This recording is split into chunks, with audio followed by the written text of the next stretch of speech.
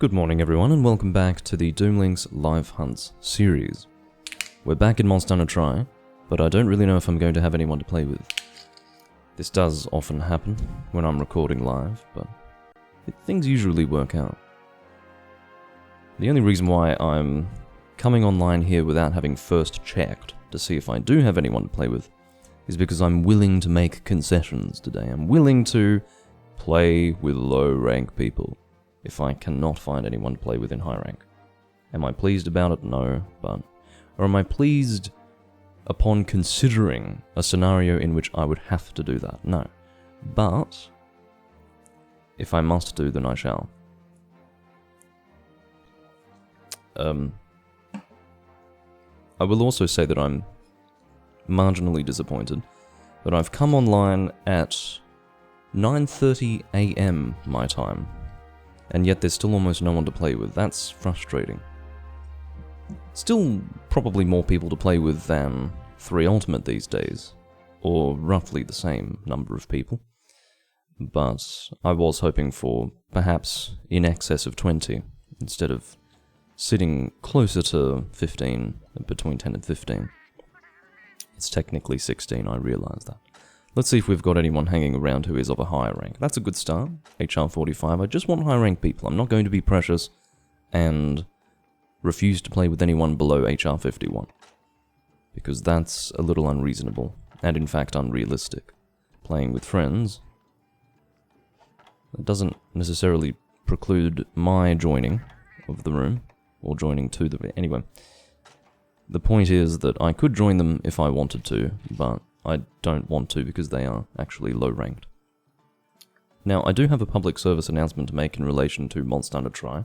I'm going to make that announcement now instead of later on in the video so that more people hear it. Basically, it refers to something that happened in the previous livestream that I did in Monster Hunter Tri. But it also refers to something that has happened in the past that I have referred to. 2 events in particular relate to what I'm about to discuss. It's not a big deal, but I think it's worth talking about because it relates to the integrity of the online environment in Monster Hunter Tri, specifically in relation to these servers that have recently been made for us all to play on. It's become pretty clear that there is no desire whatsoever on the part of the people who made the server to manage the state of the online community. They don't have to really do much, but in my opinion it's incumbent upon people who make a server to at least do the bare minimum of maintaining it on a community level, which to me is dealing with cheaters. I think that if you allow cheaters to run rampant, you run the risk of losing the whole purpose behind the server being made in the first place. I think there are 2 main scenarios in which a person would play this game. The first is that they would want to experience a Monster Hunter game that they haven't experienced before, in which case they would want an authentic experience where they're not having cheaters ruining their online experience. And then the second scenario, which is essentially me, someone who is returning to a game that they used to enjoy, and for obvious reasons, wants to experience it in the way that they did in the past, which hopefully does not involve cheaters being in your rooms and in your quests. Now, I have not once, but in fact twice, brought evidence of cheating to the people behind the Monster Hunter Tri servers. And it's not the inaction, to be honest, that frustrates me. It's the complete lack of a response or acknowledgement of the problem. The first time that I contacted them was in the server itself. I pinged Inusuals, his name is. I believe it was him. Oh, no, I think maybe the first time I had contacted Z-Spyro, or did an @ ping to him, and it included an MP4 of my in-game character hunting with someone who was taking no damage during the hunt. It was fairly comprehensive as far as evidence of cheating is concerned, but I received no response, and so I decided I'm not going to pursue that, because that's probably fair enough. Maybe they don't read their @messages on Discord. But while I was live in my previous Monster Hunter Tri livestream, I actually sent, screenshot evidence of someone using a dev weapon, a forbidden dev weapon, or I suppose we can call it an unobtainable weapon. It's only going to be forbidden once they decide to enforce such a rule, which at this stage they are not doing.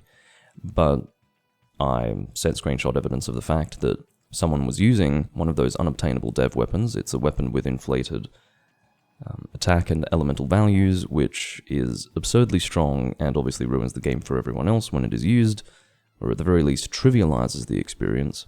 I sent those screenshots coupled with a message to both Zspire and Inusuals, and neither of them responded to me. I don't mind the inaction, because it is still early days, if you think about it. The server hasn't been around for very long. They may not have the time to do it, but to not actually respond at all, in my opinion, is not really acceptable. I sent...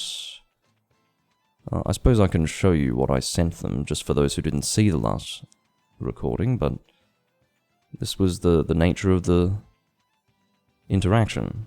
This was Inusuals, who is now Waterick, I suppose, and that's Zspire. I said, can we do something about this guy? He's using an unobtainable dev weapon with inflated stats. I'm assuming he didn't forge it in any way, and it's extremely imbalanced. I didn't demand for action to be taken, I suggested it. Can we do something about this guy? But I suppose what struck me was that I got no response from either of them.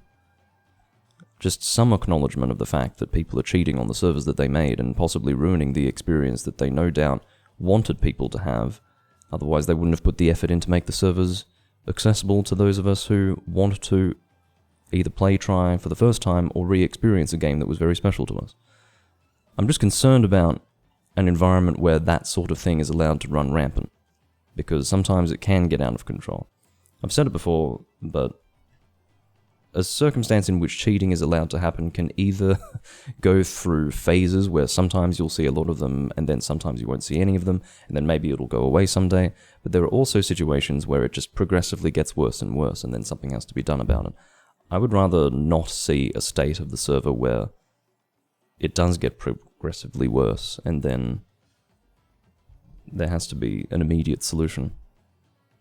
But anyway, I just thought that I would draw everyone's attention to that fact. It's not about naming and shaming, and it's also not about getting angry with anyone. I'm just explaining that I don't find that to be acceptable, and I do hope that things improve in the future. Because, to be honest, we are a small community of people. We don't need people's short-term entertainment desires ruining our long-term interest in playing a game that we've been enjoying for so long. Because people who cheat, they're only going to be able to maintain an interest in playing for a short period of time.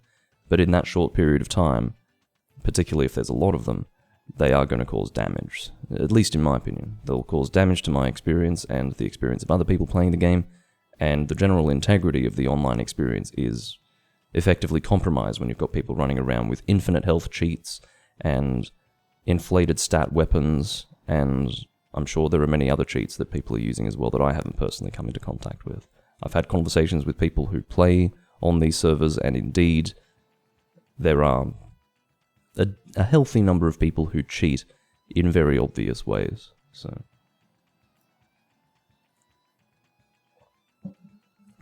that's my perspective anyway. My controller has disconnected, so I shall reconnect it manually. I'm sure that there's a keyboard shortcut for that, but I haven't determined that quite yet.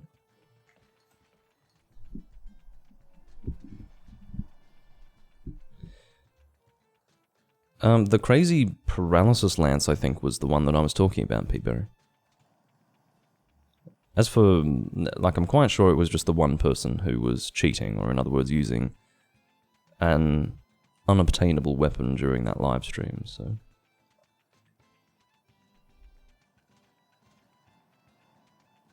I don't think it's possible to remove the dev weapons, because you see, they don't have control over what version of the game is going to be played. Everyone just brings their own game files to the table, in other words. And it is those game files that include those dev weapons that can be accessed if, you know, the right thing is done with the game files, I suppose. I say that as a layman who doesn't actually know the process behind gaining access to that, but it's not just those dev weapons, it's also cheats like infinite health, and I'm sure there are people who use damage cheats as well, because if you can do infinite health, you can obviously increase the damage of your loadout. So that's disconcerting, and I don't like to see it so early on. The reason why my ears have perked up about it, and why I am concerned about it, and why I'm mentioning it now in a more official capacity, not just as a passing comment, but sort of, as I phrased it, a public service announcement. The reason why I'm doing that is because the game hasn't been out for very long on these new servers. So to already see cheating pretty much immediately does bother me. One thing I can say is that as a game goes on, it becomes easier for people to just come on and cheat. So, like, as a game, as the lifespan continues to run, less people really care. That is, if there is no custodian who wants to come forward and actually maintain the state of the community and prevent that sort of behavior.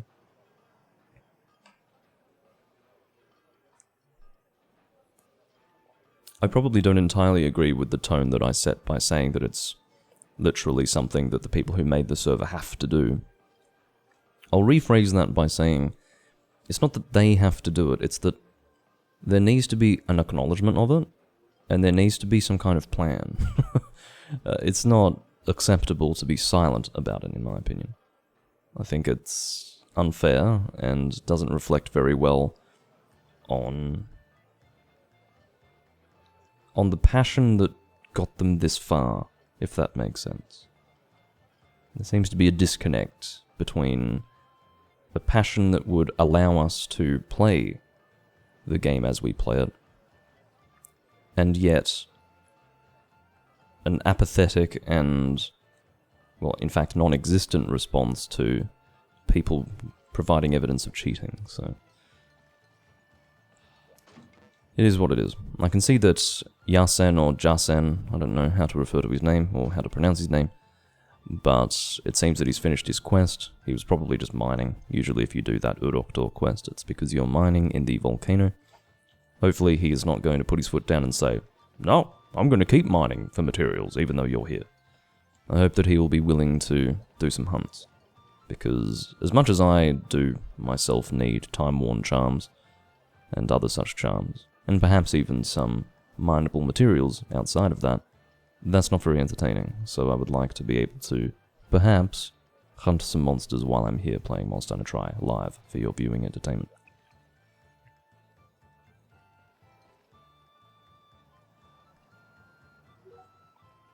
But anyway, welcome to the live stream, everyone. P-Berry, Takashi, that guy who has a name that is vaguely similar to a monster's name.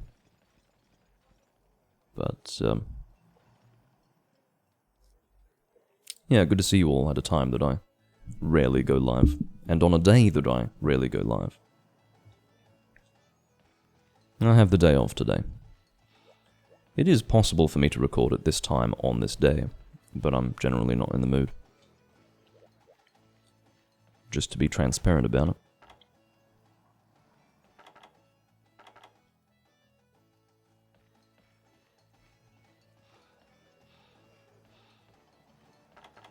Seems that Jasen is just using a standard early high rank loadout just to get him through, which is what I was planning to do with my other character, which I'm, by the way, not intending to update going forward. Once I had made the decision to return to this character of mine, Lord Zor, I essentially put my Doomlink character to bed. It's a subject that I got on to in some reasonable depth, I think in the last recording, or perhaps the one before it. Or at least some recording that I did. I don't remember anymore, sorry. But Yeah. Oh, that reminds me, I should eat as well. Sometimes the longer you've been standing around without eating, the more likely it'll be that you'll forget to eat entirely, because I think you naturally assumed that at some point you would have taken the time to eat, but that didn't happen. Not until I saw him eat was I reminded of the fact that I had neglected to do so. But I have solved that problem. I'm happy to do whatever he quests... Oh. Let's start again in correct English. I'm happy to do whatever quest he would like to post because he is HR 45 and likely has a lot of things that he is forging, and that really is the extent of it. He needs to forge things and he needs HRP. I'm assuming he has done his key quests. Usually by HR 45 you have done that. He's 1 HR away from being able to join Elatrion hunts, but he's a number of hunter ranks away from being able to post his own Elatrion. Hunt down a Rathalos. He's using Guandao. Actually, has he upgraded him? Damn it. I'm trying to snoop on his loadout.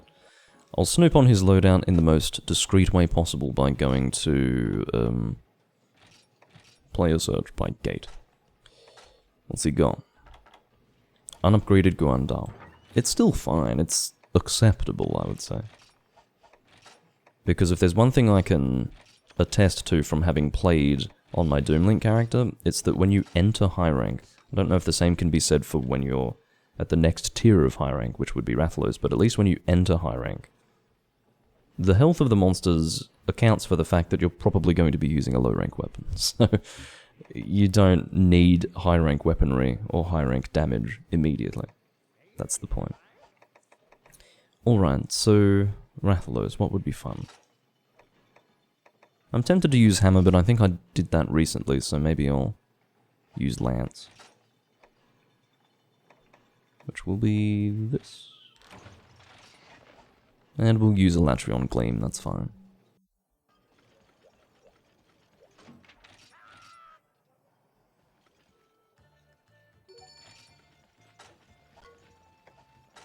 I'll double check my inventory because the last inventory was in fact my gunner pouch. And I'm glad that I double checked this. This was definitely in need of attention. I'm actually going to purchase some whetstones. I've only got 6 of them. It would be enough for this hunt, but what if, for example, I departed on this hunt, used maybe 4 whetstones, and then I forgot to actually buy more a second time, and then I would actually be at risk of not having whetstones for a hunt. Which is very embarrassing. It does happen. I've had it happen particularly in Monster Hunter 4. That is the game in which it happens most often. And it's one of the things that frustrates me about not having a separate gunner inventory. But basically, in Monster Hunter 4/4 Ultimate, you are more likely to consume whetstones than in any other game, because that is the game where, as a gunner, you're going to be using slicing shots in abundance. That is if you're taking advantage properly of its high damage output.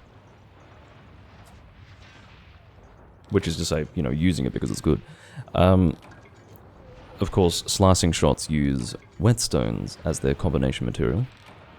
So in Monster Hunter 4 Ultimate, I can't tell you the number of times I've departed on a quest with a slicing loadout, and then I come back to the game sometime later, not having realized that last time I was playing I was using a slicing loadout, and then I depart with a Blade Master setup without any whetstones in my inventory because I've already consumed them as combination materials for slicing shots. It's extremely embarrassing to be departed on a quest at HR, whatever it is, 500 and something, and I'm asking for handouts of whetstones. I mean, it's not a good feeling. It's sort of the basic tool that you should always have as a Blade Master when you depart on a quest. And the only reason why it happens so suddenly and unbeknownst to me until I actually need one while in a hunt is because normally they're always there. I'm just not used to using it as combination material. Of course, if you had a separate gunner pouch, that wouldn't be an issue, but that's not what Beta Team wanted. That was an alpha team idea. And beta team were like, no, that's clunky. Which is probably the best way to nutshell the whole analysis of alpha team's implementations by beta team. Beta team just thinks everything alpha team does is clunky and shouldn't actually be in a Monster Hunter game. And alpha team probably feels the same way about beta team. They think beta team just doesn't have the vision. So... yeah, but they still apparently get along well enough to be able to coexist. I'm sure they are forced to coexist, in effect.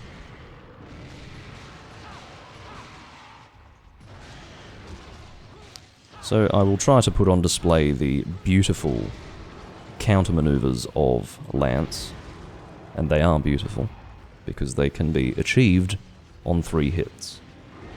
And I can assure you that when counters were first introduced in the game that I'm playing for you right now, and you become used to the functionality of counters with 3 thrusts, and then they take that away from you in Portable Third, it has a pretty severe effect. I hated Lance after that. I couldn't use it. I refused to use it for both... well, I largely refused to use it for Portable Third, and was still fairly disinclined to use it in 3 Ultimate. And the reason why was because I'd become so used to how it worked in this game. Oh, fuck it.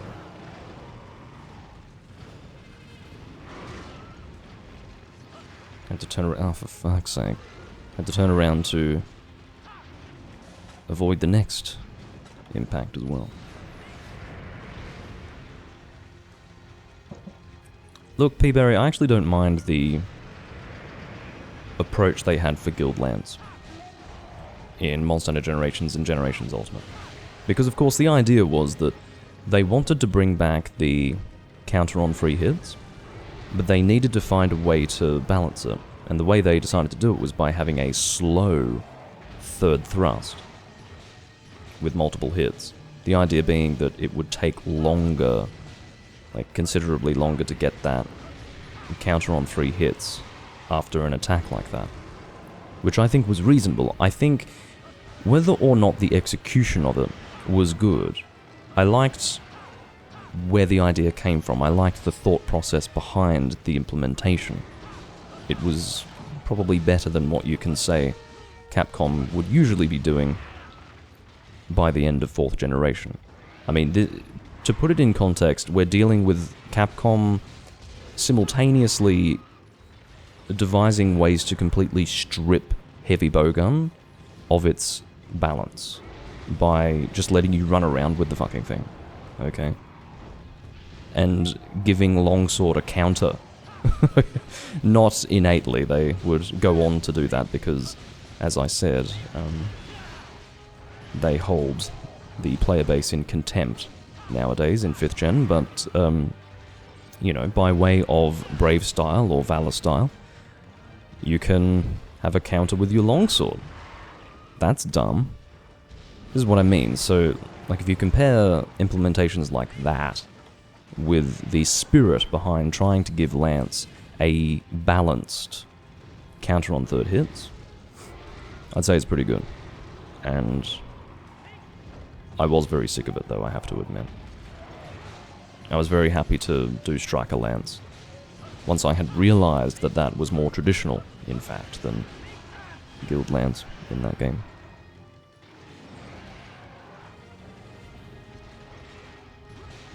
Well, you see, I didn't actually know that Striker was an option at first, so I forced myself to use Guild Lance, thinking that this must be the most traditional way to use the Lance. But in the case of the Lance weapon type, the general rule of Guild style being the traditional style was in fact not the case, which was confusing and honestly misleading. I think it would have made more sense for Striker style to in fact give you that counter on 3 hits with the slow 3rd poke.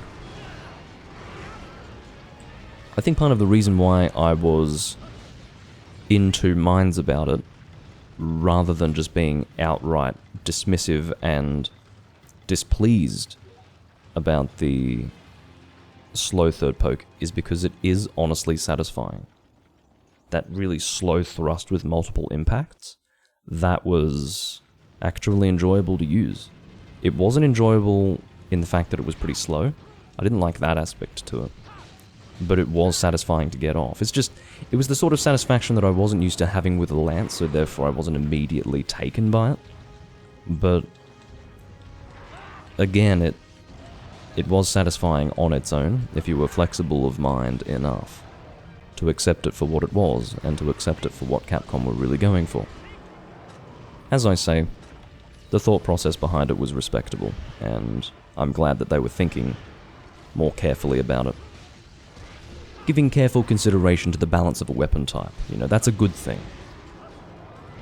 And not something that they were willing to do for all weapon types in that game.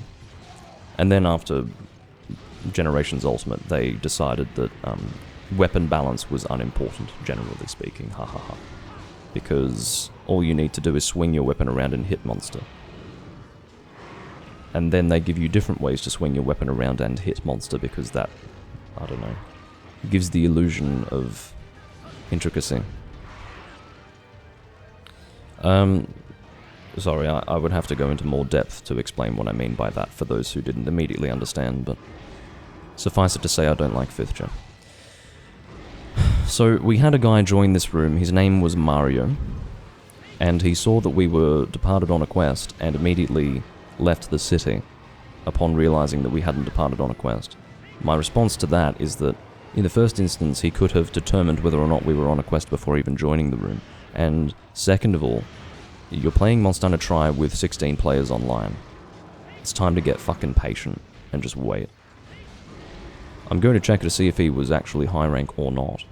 That way I'll be able to tell if I have reason to be genuinely frustrated by the fact that he is both impatient and unobservant.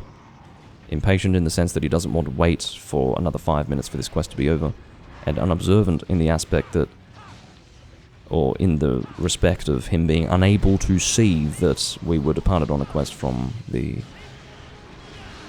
hall selection screen.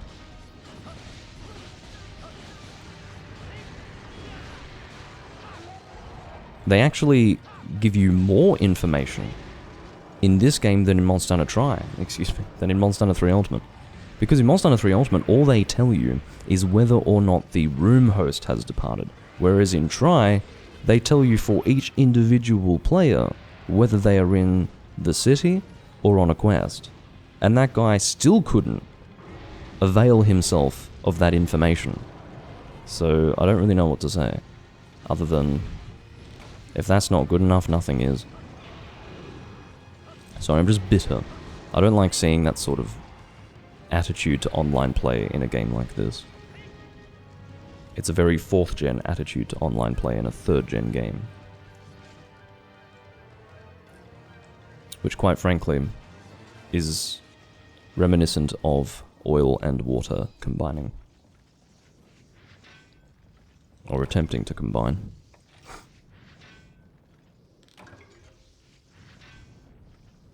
And that's the thing, I've explained it before by saying that this is a game where we can quite confidently depart on a quest and know that our group can still expand.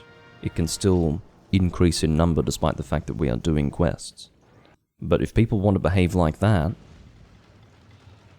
that previous comment has no meaning. It means that that is how it should be, but it's not, so it's more like wishful thinking, or I don't know, wishing for a time long gone. And obviously the halcyon days of Monster Hunter Tri's release and I suppose first 3 years of its lifespan are long behind us, and I suppose the community is not going to reflect that.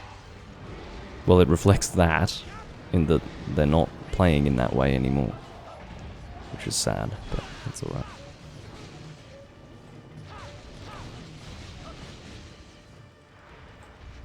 Oh, Jesus. I'm glad that his tail was above me, though.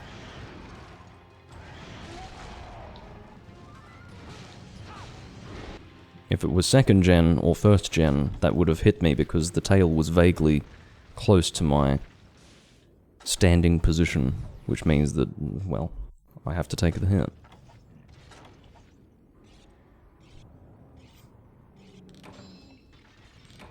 Sharpening up to white. I think we must be reasonably close. I hope so. Now that I remember, Yasin is not using a G rank, sorry, not using a high rank weapon, but again, he's not using a bad low rank weapon. He's using one of the better ones.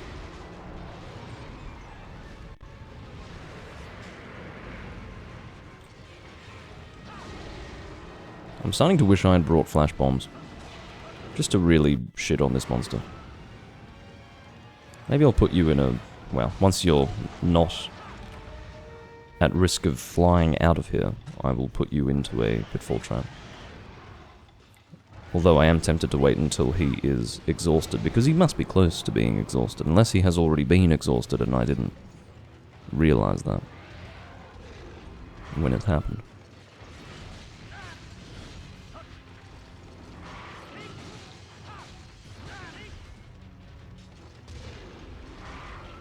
Yeah, I'm not really liking the connectivity here. You can see that there's a slight delay between the moment when Rathalos should attack and then does attack.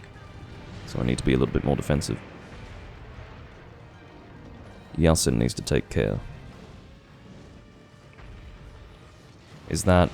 no. Thought that might have been a lead up to a limp. Which it was not.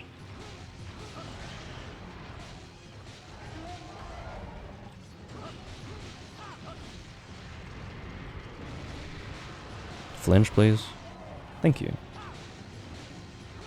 Aha, there's our limp. I suppose we'll just capture just to speed it up. Let me quickly paintball him.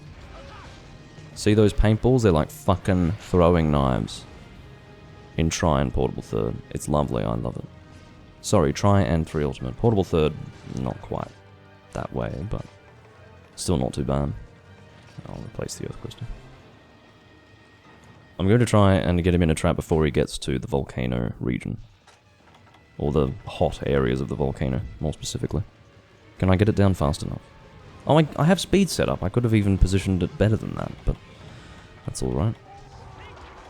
Well, yeah, you use your tranks, mate. I like the idea of that better. I don't know why. That's really gross of me to say. I'm like hunt rank 250 something and he's hunt rank 40 something. And I'm like, yeah, use your tranks. Let's pretend I didn't say that.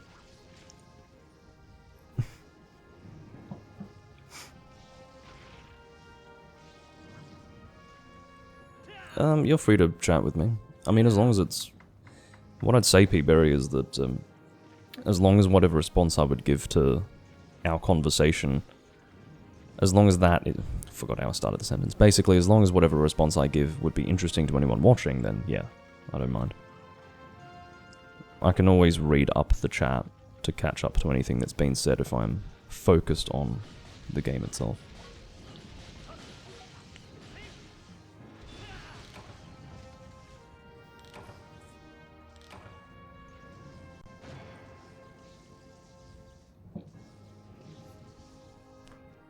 The beverage today, by the way, is rice wine. Rice wine. Ginger wine. Not rice wine. Although, rice wine is nice. In other words, Japanese... what do they call it? Nihonshu? Yeah, something like that. Don't know why I'm forgetting that right now. Look, I'll take this one. I can't imagine using it, but...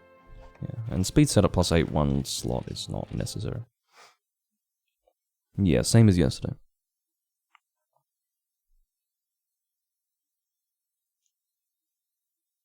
An Everdrive. I don't know what an Everdrive is. I either don't know what it is or I don't remember what it is. Let's check this out. As for Game Boy Advance SP... well, hold on.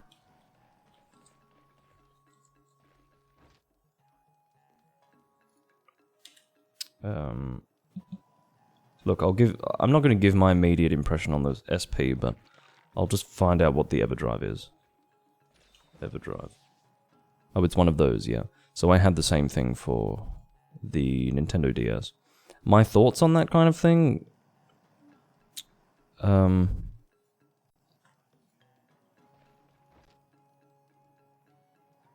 what I would say is that if I'm going to go to the trouble of playing on the original hardware, for me personally, I want to use the original cartridge. So, you know, everyone's got their own perspective. Was, the SP did use cartridges, didn't it? Yeah, sorry, I'm strangely getting confused with the, PSP Go, was it called? You know, the one where you couldn't use a UMD. The Game Boy Advance SP, in my opinion, just get a DS Lite. Unless the Advance SP can play original Game Boy and Game Boy Color. That's actually a good point. I might double check that. That's important. Game Boy. It can? Okay. Well, that means that it's probably... Yeah, okay. In that case, I retract that opinion. I was about to say that you may as well get a DS Lite, but DS Lite can only play Game Boy Advance games, as well as, you know, DS games. So, okay, no, SP is great as a device in that case, but because it's backlit, and I suppose that's probably the hardest thing when you go back to old handheld systems, when you're used to modern technology and modern displays. It's not having a fucking backlit display. That's hard. And if you're playing it outside, good luck. You'll be finding every maximally shaded location you can possibly find wherever you're going. So, there you go. Let's go. Well, just fucking relax, guys. I swear, that wasn't even enough time to scratch my balls, and you're already ready to go and saying, let's go! Seriously. I mean, beggars belief, to be honest.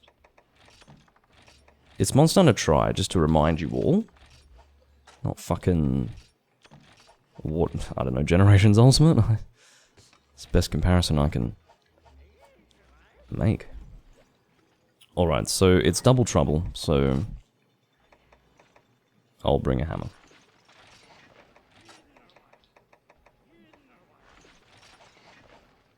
Not this loadout.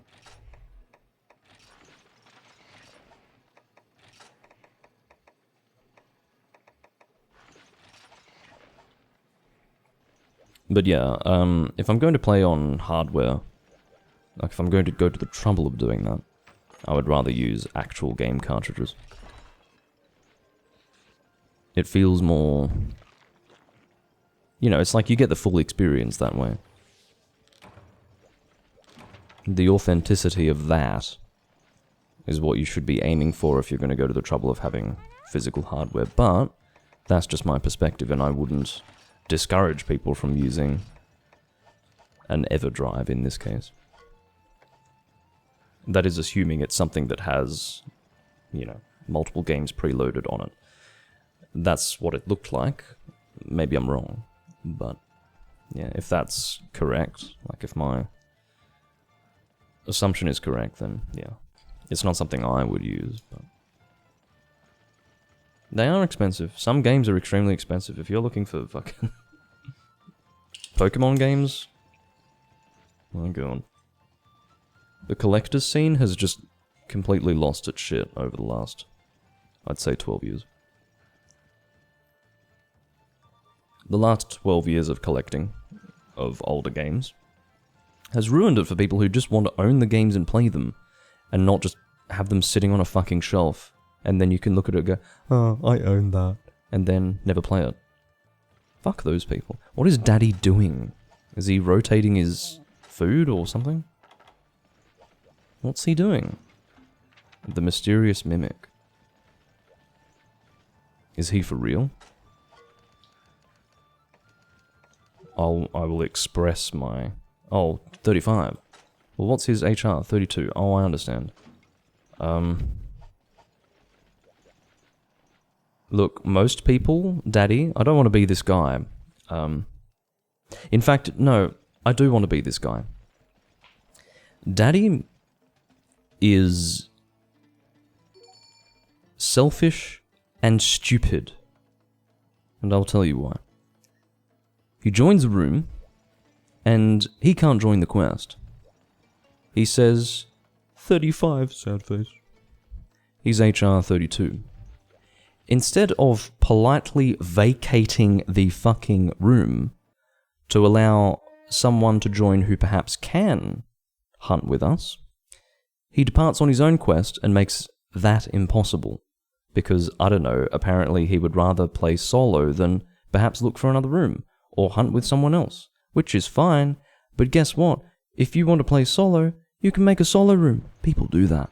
There is actually a message that you can put in your hall that says, solo play. And under those circumstances, you can play on your own. I don't appreciate that. I mean, who is to suggest that this is going to be the only time that we do this quest? What if they want to grind it, for instance? I understand that perhaps a rebuttal to what I've just said is that he's going to remain in the room whilst playing the game, so that he can then join for quests that he can join later on. But who's to say this is going to be the only time we do this quest? The point is, he's selfish, and he is also dumb. That's the situation. Anyway.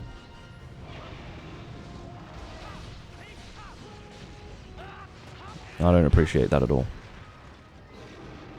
And if this were a game where you could kick people, he would be out of here. Okay, he returned from the quest and then set out on another one. I don't know what precisely he's playing at, but anyway. Like, what would possess you to literally... Like, as if he's laid claim to that position in the room, and no one else can join. Like, a more suitable person to this hunting environment is not permitted to join because this guy apparently has a right to that place, even though he can't do the quests that we're doing. It's absurd.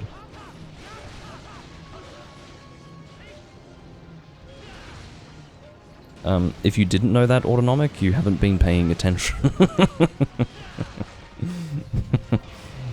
Yeah, it's not about mental illness, it's about selfishness and sometimes just not actually thinking about the implications of one's actions.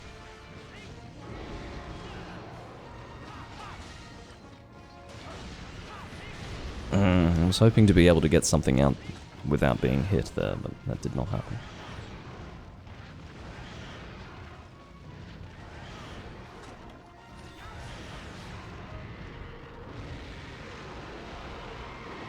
Maybe I should have brought flash bombs. That was very well done.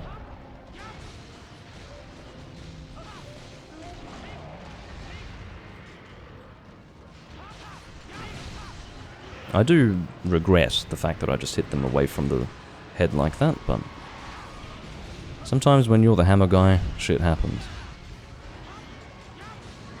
You gotta go for your opportunities when they present themselves, that's the idea.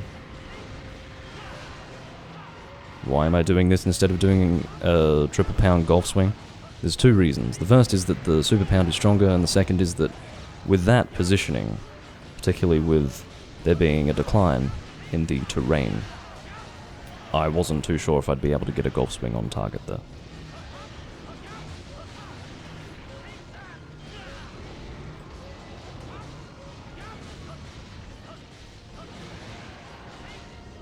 Really? I don't think this Rathian is long for this world. Surely not. Surely not. Oh, stop it. Hungry, hungry Rathian. Just using my analog sticks, it's quieter and more relaxing.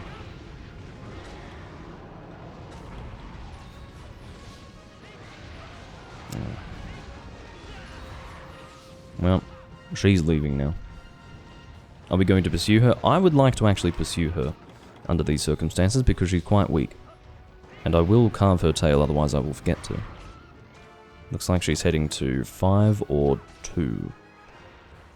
And I will pursue her. I would even be willing to solo her because I think she's probably taken such a severe beating that she shouldn't be too far away from limping. Alright, she's heading to Area 2. It would be great if you guys could cease being lazy and actually follow the monster that's got reduced health. This is such a small Rathian, by the way. Little baby. Oh, I must feel bad fighting you.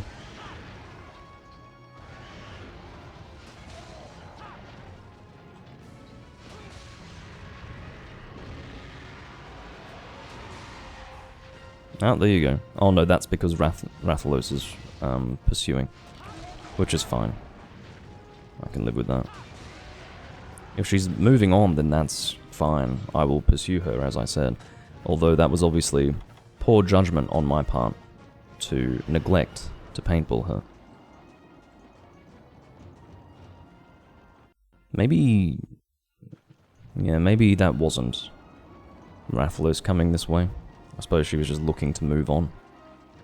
For one reason or another. Is she landing there? Or no, she is flying on. I suppose that means she went to join Rathalos. That's interesting. I suppose she was hungry, got beaten about the head, and then decided to go and join her boyfriend. Which is fine. She's probably gone to Area 8, and I think, yeah, so Rathalos has gone to 2. The user, or the hunter 40, as he has chosen to name himself, is in a state of mild confusion, I expect. Probably doesn't even realize that there's a Rathalos landing behind him. It's not for me to comment on any further, I think that is self-explanatory. Damn it. Look at me. See, I thought I'd be able to clear that. Turns out I should have rolled to the side instead of forward in an attempt to clear the explosion. Well, it's safe to do a super pound because Yasen is on the ground.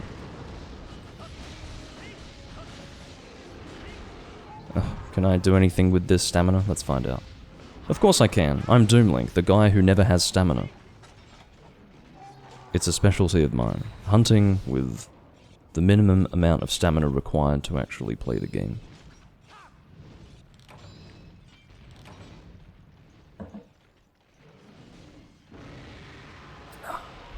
Angry Red Dragon is yelling.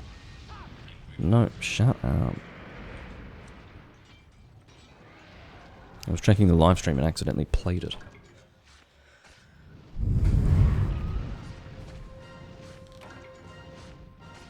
I'm getting my calves in because otherwise I will miss my opportunity. I'm not in desperate need of Rathian materials, but what I will say is that you've probably got about 3 minutes until the actual body disappears entirely. It's honestly worse for you, Yasen, if you aim for the head while I'm hammering. Because this is a game where I'm not going to be doing golf swings, I'll just be doing super pounds, so... you'll be flying away from the monster instead of doing your pretty little combo.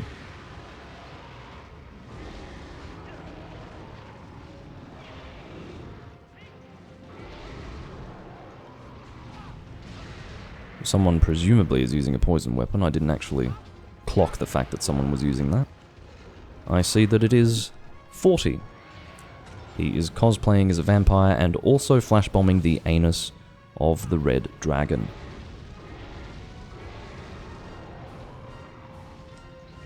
Good for him. That flashbomb was a bit too far away, sadly.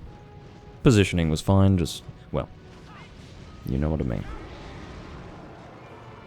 It was aligned with the face of the monster, but too far away.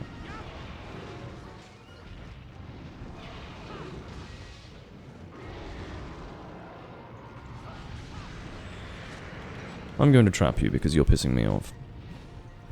Do I have speed set up? I do. Alright. That is the correct thing to do, Rathalos. Given that I have expressed a desire to trap you. No, no, no, no, get him, no! As long as he's not flying away, I don't care. Is he going to do that thing where he lowers? Yeah, he's doing that thing. I like it when that happens. I also like that I could predict it. Come back.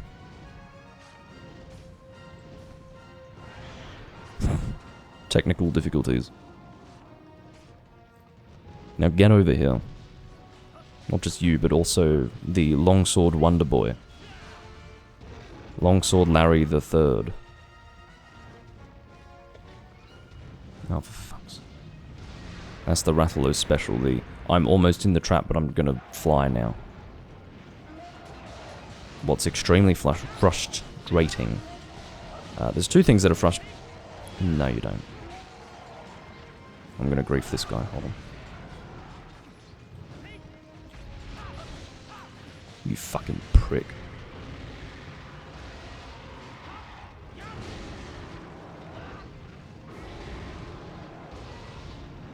What's he doing? What's he doing?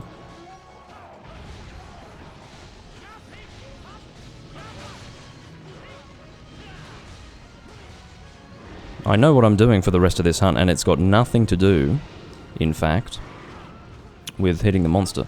I may be able to hit the monster whilst doing what I have decided to set out to do. And that would be nice. Why did that not hit him? Hold on, where is it? 40. Come on. Like I said, I might be able to hit the monster while super pounding this little vampire twerp.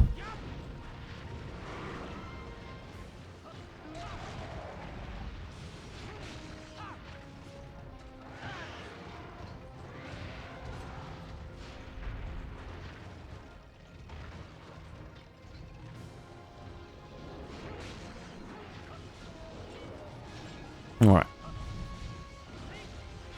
I got that off my chest.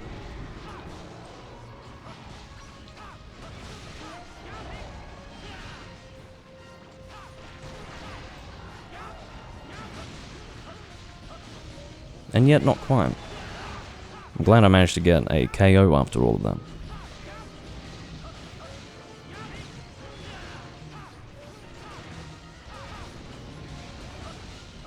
For those who didn't actually see what happened, he was shadowboxing the monster while it was in a trap.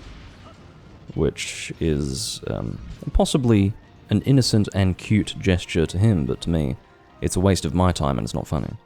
So, I'm happy to double down and waste both of our time for a period of time. Not to be repetitious in my use of English. That was unintended. Alrighty.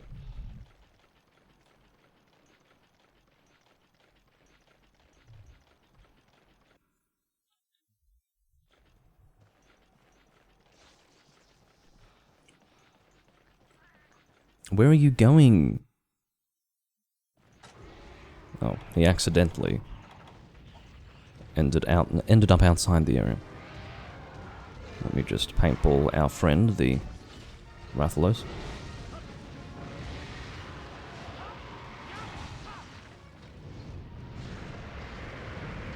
.40 is taking the scenic route. Ow.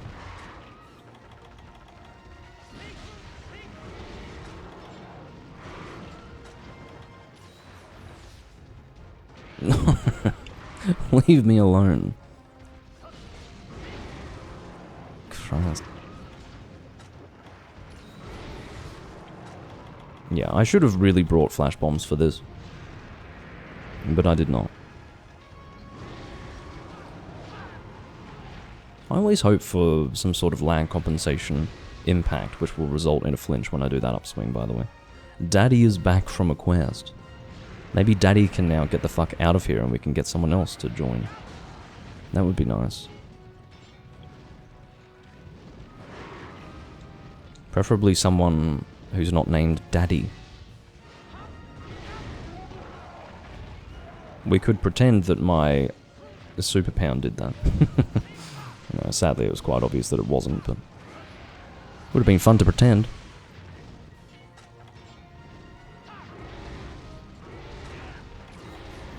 Can't wait for this fucking hunt to be over. It's been a bit miserable.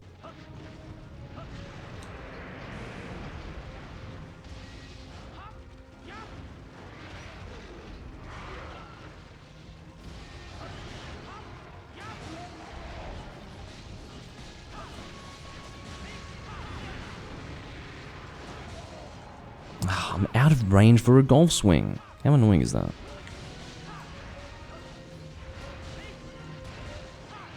And twice in a row, practically, out of range for a golf swing during my combo. That's probably issues relating to my positioning than anything else.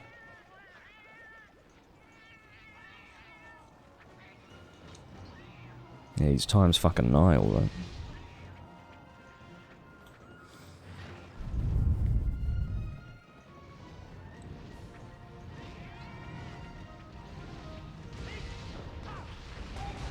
Well, I appreciate the attempt, and 40 has decided that a smoke bomb will help. I don't know if it's a troll or if he thought that would actually help. Unfortunately, I can't tell. I know logically you would expect it to be a joke, but I've also been able to see that 40's not a very skilled player, so anything's possible. Speaking of not having much skill, that was a terrible superpower on my part.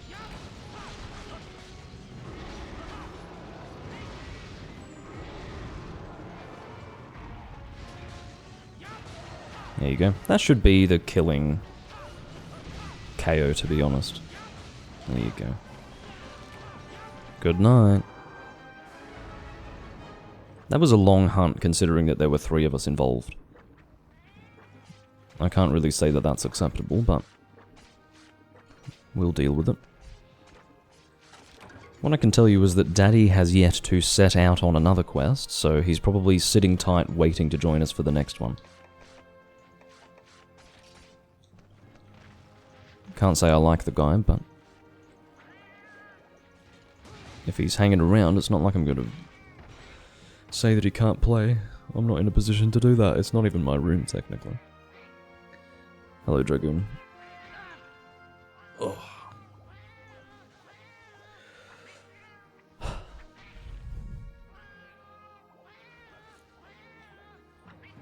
I was tempted to go into Area 8 and do some mining, but I considered whether or not I felt like doing it and then realized, no, I do not feel like doing that. I feel like stretching.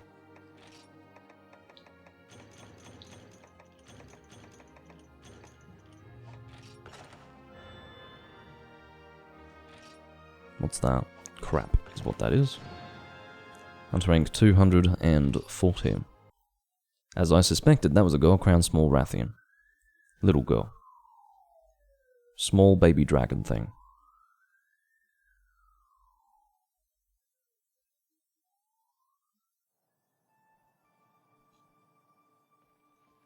Alright, we'll see what Daddy's up to. Which is a sentence that, quite frankly, I would rather to have not needed to speak.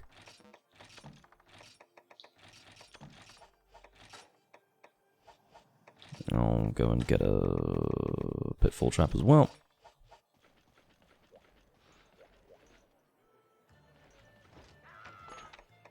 What's actually even more disconcerting is that it's a female character named Daddy.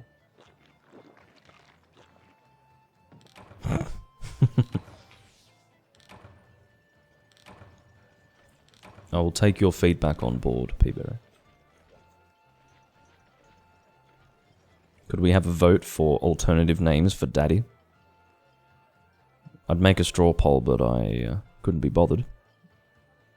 But it could be like the Hunsterverse poll for nicknames for monsters to use with the weakness commands. Names such as Arsehole and Dickhead come to mind. Not relating to this person, just, you know, those were the names that were most highly voted for monster nicknames on Hunsterverse during that polling period. So, but perhaps they would be appropriate for this guy too, I don't know. It would be a coincidence. Daddy says, YouTuber?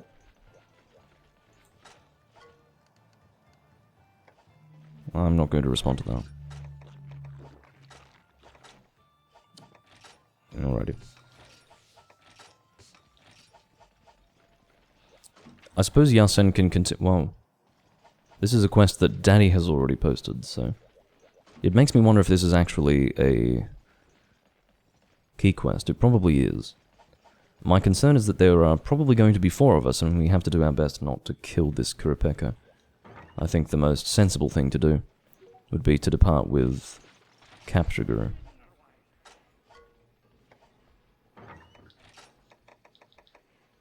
He said my name, Okay. So what I need to do is change my talisman. The annoying thing is I don't precisely remember where it is. But... oh, there it is. I found it much faster than I expected. And that's really all I have to do. So that gives me Auto Tracker, Attack Up Medium, Sharpness +1, and Capture Guru. Which is pretty good.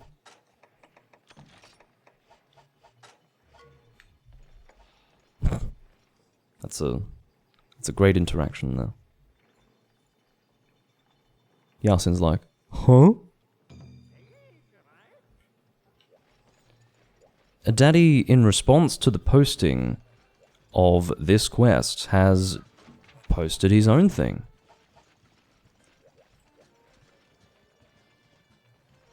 I don't know if you're just slow or if you're intentionally trolling. I'm going to guess slow. Let's get a ice weapon. If I have one that would be appropriate. I don't have an ice hammer. I might have an awaken ice hammer. You never know. Maybe that's awaken ice. I'm not changing my loadout though. I'm quite happy with my Capture Guru.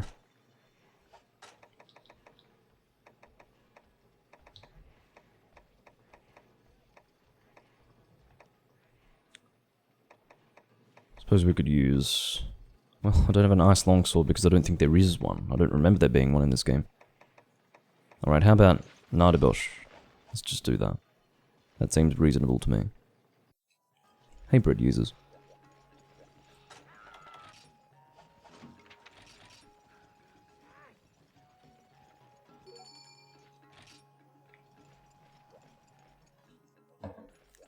Alright, so the results are in. We've got Father, Idiot, and Asshat. It's hard to actually decide. How about Idiot? I like that. It's short, sweet, to the point, and fairly descriptive. Accurately so. Let's go and capture a Kurapeka. Alright, everyone's happy with Idiot. We'll go with that.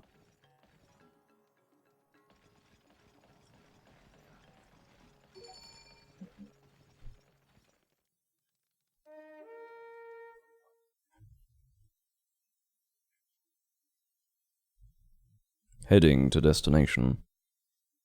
Quite frankly, our chances of success in this quest would be minimal if someone hadn't actually organized for Capture Guru. I did it not out of some sort of sense of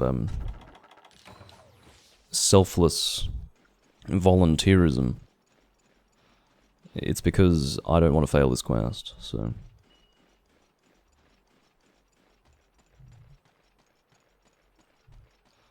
let's do our best. The next difficulty is whether or not the team will know to stop attacking if I signal. I mean, I suppose I could go the extra mile and send a cap shout, and I will do that. That's probably essential. I'll send the shout, and then I'll send a signal, because that will indicate what I mean by the signal. Okay, I'm keeping well away from the head. Yasin has a big sword, and he's swinging it. Let that be known.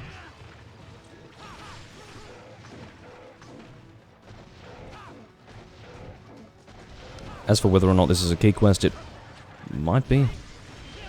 I have reason to suspect that the slaying quest is actually the key quest for hiring. I don't know why. Anyway. Well, that's what you get for reading the chat. Distractions.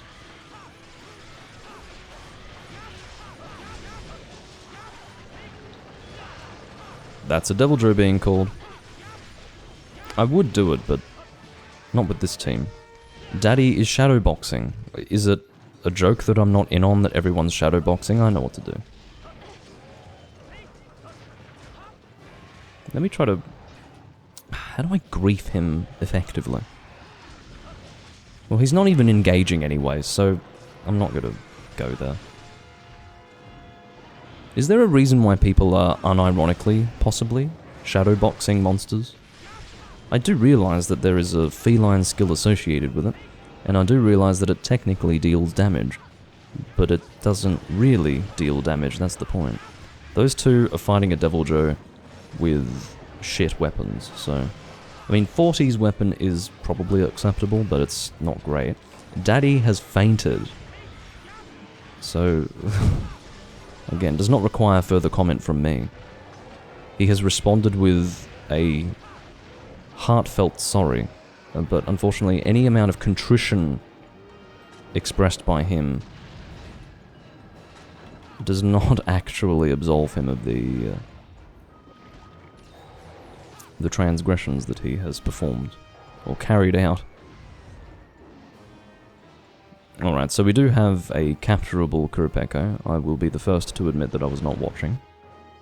So it's a miracle that we didn't fucking kill the thing. I was a bit distracted by the fact that they were engaging the Deviljho. I wasn't even watching the blinking indicator. Now let's see if Yasen can... Oh, he's dropping a trap. Good for him. Well, I'm glad you were keeping an eye out, Dragoon. Did you see my crazy throwing knife-esque trank bomb that went sailing so far that it very nearly went over the head of the Kurapeko?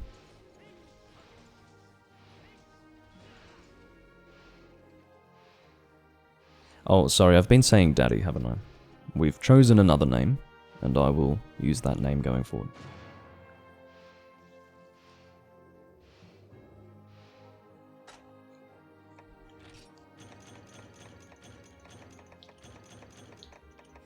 Something about the timing of putting things away into your box from the reward screen is different.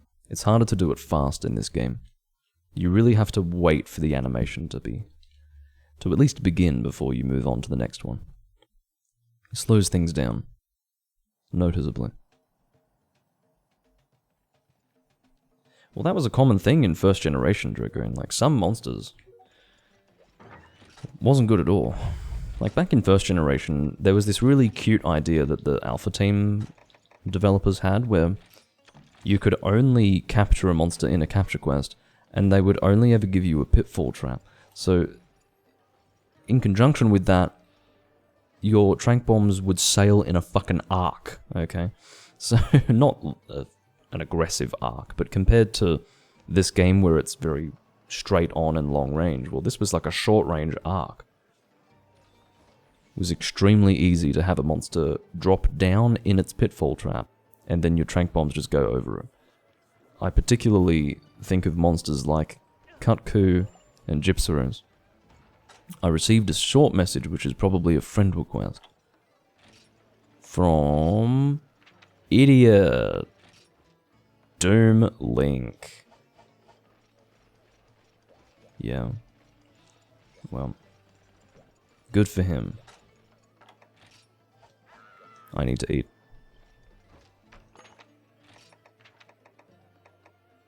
Well, if I'm going to eat for Exchanger, maybe I'll... No boost. Well, no, I don't have the heart to do it. I'll have to forego one of my fresh ingredients so that I may receive increased health. Please give me Exchanger. I just want it generally.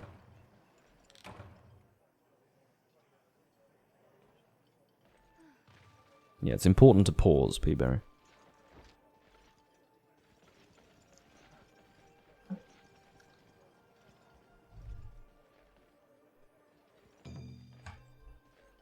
Daddy has gone and posted the quest that he, quite appropriately, didn't aggressively pursue when he realized that actually we had all organized to do a different quest. But he's now basically saying, nope, my turn now. My turn. No consideration given for 40. The user 40. No. It's like, that's my turn. You do my quest. As far as what I would like to use, maybe I could use something awaken this time. Water awaken. Anything? Oh, sorry, fire awaken is one I would like. Crimson Wall. Yeah, let's use that. No, I think I'll find something slightly less shit.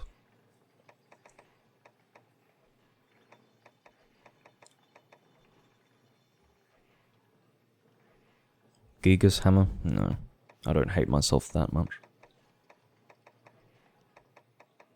No, I could use the Babel Spear. Yeah, let's use that. Sounds like fun.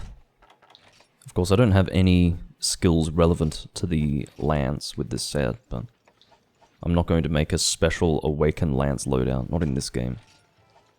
Just in case anyone didn't work it out for themselves, I didn't get Exchanger. It's sad, but there's not really anything that I can do about it. And Daddy is probably inspecting his character. Sorry. Idiot is inspecting the panties of his character. Just for a quickie under the computer desk before we depart. On our quest. Yeah, use Naga Babylon. I should have equipped that, silly me. I can just pretend that I'm using it.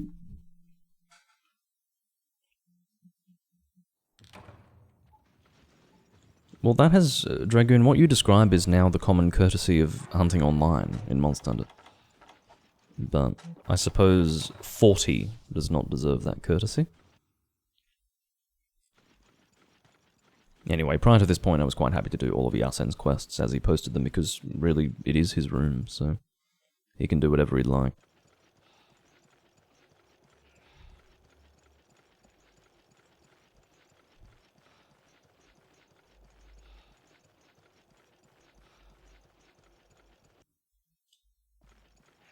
I don't know why I'm taking the most circuitous route possible to get to this monster. Do you know why? It's because I had forgotten what we were hunting, and I was just moving in a random direction. It's a miracle that I managed to reach the monster. No, I haven't, actually. There are two reasons why. It's because A, I don't think it's that common, and B, I haven't really played that much since the Naga Babylon incident. Come on.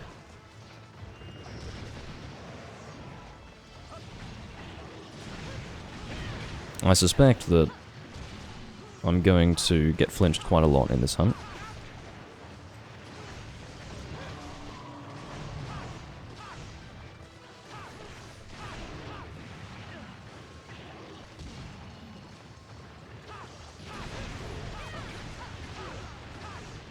But yeah, it's fun to use a little bit of Awaken in this game. Fun memories using Awaken in Try. It was just a way to make the game less repetitive, which quite frankly was very much needed. It was a relief to be able to forge Awaken weapons and do something a little different. Come on. Uncertain Baroth. Not sure if he wants to attack. Reconsidering his aggression. Possibly developing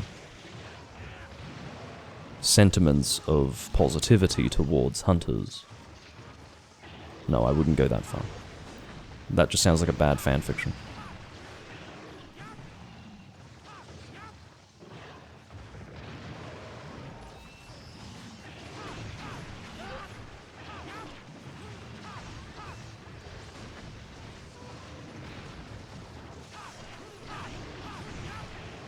Oh, did you see that?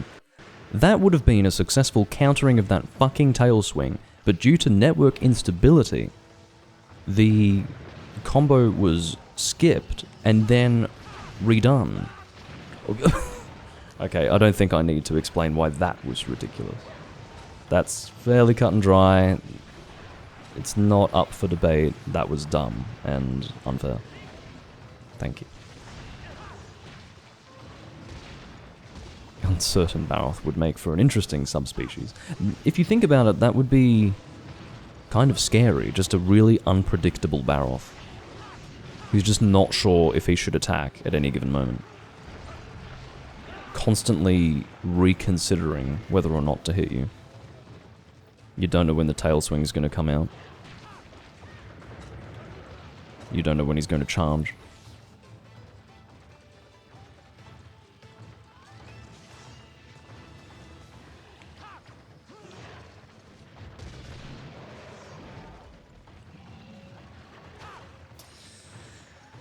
Obviously, the mobility of a Baroth makes for Lance. It makes for an annoying lancing experience, but that is what I have chosen to endure. Mon Dieu.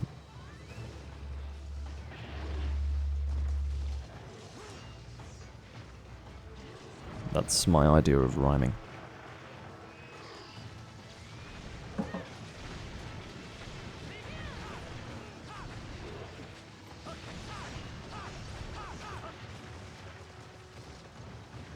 Come on. Uncertain Baroth strikes again. Should I go? No, I'll wait. Should I go? No, I'll wait. The whole team is getting bodied by this fucking monster, and it's funny to watch. Check that out.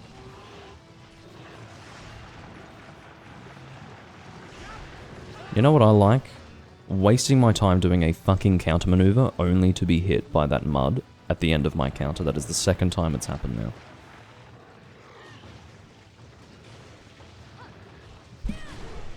That was a good golf swing. Credit where credit is due.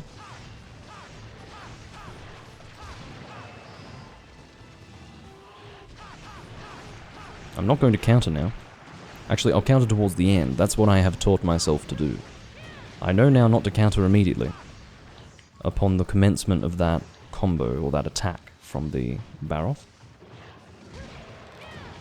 Did you see that? I'm sorry, whatever instinct as a hunter drives you to stand on top of the fucking monster? Well, I suppose he was expecting to get hit by one of us, that's why he stood there, but he instead took a fucking Baroth attack squarely in the face, when quite frankly he shouldn't have even been there. I simultaneously understand why he did it, but also don't, and the reason why is because that's not how I approach things when I get hit with Mud Blight. I get out of there, and I deal with it myself like a big boy. Strange idea, but anyway.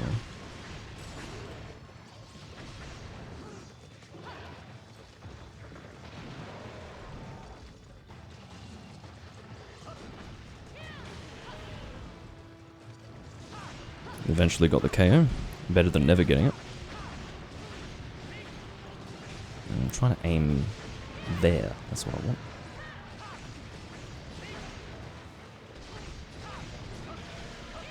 Jesus.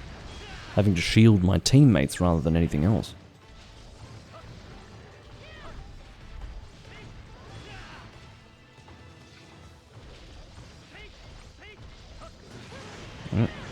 I do see that we have an exhausted Baroth. I'm going to get ahead of him and drop a pitfall trap on his position. Whether the team can get there in time is irrelevant, because I'm taking advantage of a time-sensitive opportunity. It aligns with the consumption of ants or some thing that is underneath this pile of rubble. Get over here.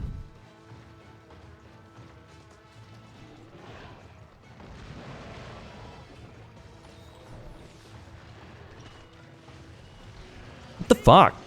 Who threw a flash bomb that I was not even able to see?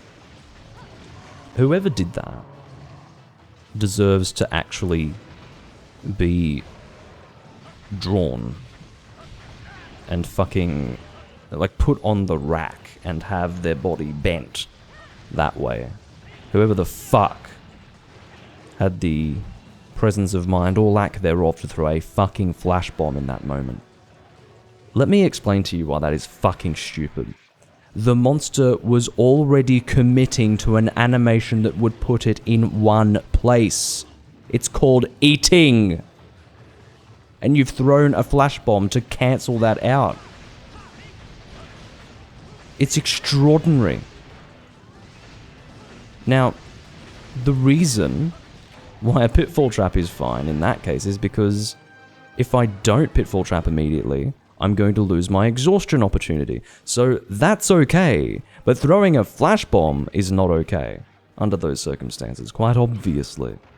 For fuck's sake. It's not complicated, but it is if you're dumb. It may in fact be extraordinarily complicated. Anyway. Yasin and Idiot reckon that was a good hunt. And quite frankly, they are free to voice their opinions if they feel that way about it.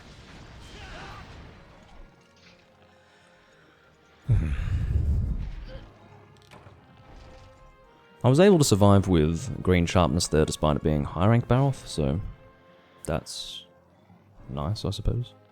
Whether or not I was doing amazing damage is another conversation to have, but really that's not what I was seeking to do. I didn't go into that hunt to deal lots of damage, otherwise I wouldn't have used a lance without any sort of guard skills, but because while guard skills do not relate to damage dealt, it does relate to DPS, which therefore relates to damage dealt. Thank you for the explanation, Doomlink. I do it for the benefit of people who don't catch on quickly.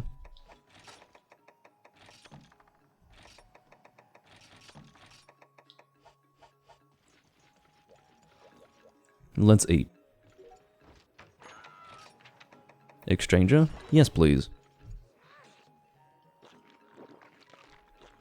I need some form of compensation by way of HRP for hunting with these people. Riser low. That's all I get after all that. Unbelievable. Use a light bowgun. Okay. Will do.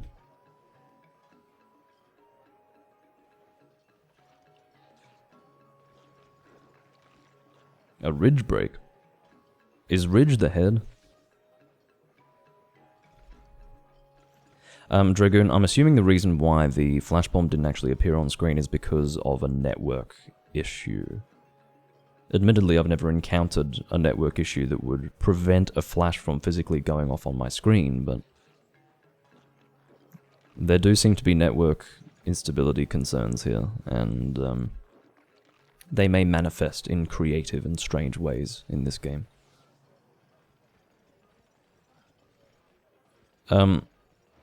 Quite frankly, the head should have broken there, because Daddy was dealing a decent amount of impact damage. For 3rd gen, Baroth is one of those rare monsters that requires a certain type of damage in order to have a part of his body break. But, yeah, sadly didn't happen. I'd say the reason why is because, and don't quote me on this, but I think the face and the head are two separate hit zones with the same, what I would assume to be the same hit zones. Well, did I say two hit zones with the same hit zones? I hope not. I forgot how I'd started the sentence. My point is that they are two different parts of the body, I think, but they have the same weakness, I think.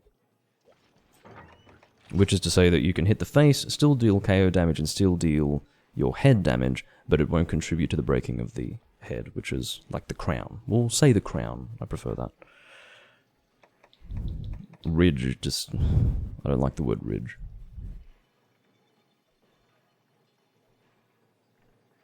Yeah, I imagine that if you hit the jaw, like for example, if you do an upswing on a barrel's head, it tends to hit the jaw rather than the top of the head. I'm quite sure that if you hit the jaw, that does not contribute to the breaking of the head. So, that's my 2 cents.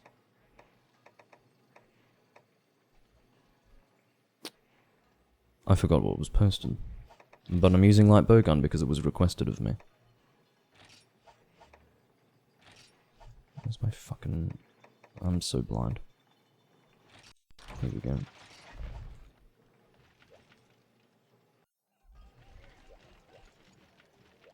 I would imagine that the zones are the same for damage. And the reason why is because they both KO, right? So for simplicity's sake, I assume it's the same damage. But in terms of breaking it, it's different. But you know, there are actually examples of that not being the case. For example, the horns and the face of a Duramboros will allow for KO damage, but they are different hit zones. The horns are specific, and in fact, very elementally weak. So, they may actually have different damage associated with them. Or different weaknesses, I should say. I will ensure that I have the ammunition that I need. I'm assuming that I do not. What's the quest again? 2 Royal Ludroth. Well, I don't need to bring combination materials, put it that way. Bringing the ammunition will suffice.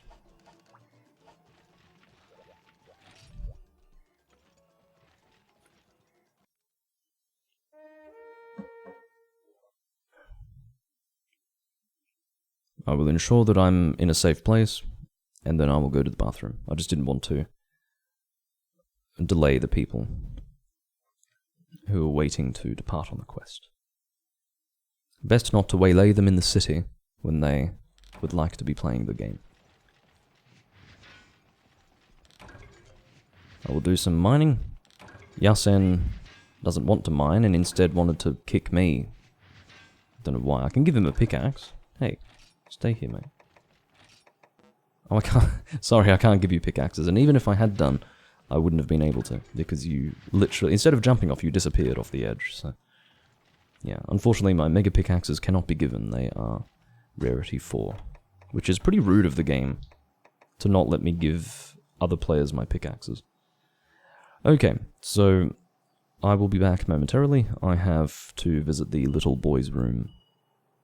Thanks, Doomlink.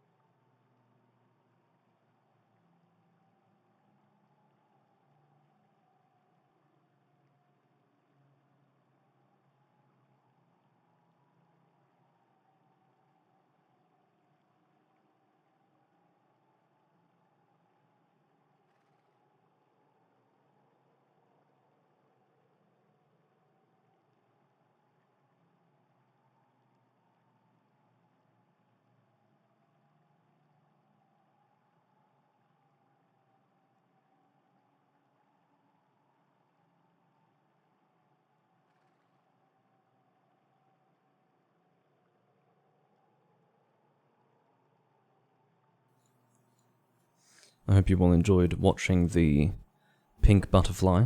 I would have been covering the pink butterfly slightly if I had been here the entire time, but I think you would all agree that it's better to not have seen me the entire time while I was in the bathroom. And also, it's better that I wasn't covering the pink butterfly. I got the obligatory "he's poopin'" from Ethan's account, at least.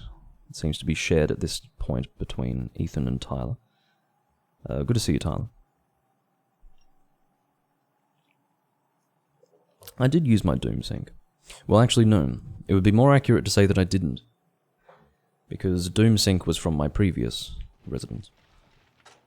Doomsync is gone forever. I'm sorry to say. At least gone from my life. Where the hell are they? Oh, they're in Area 10. Far out. The quest is probably over, it's Ludroth.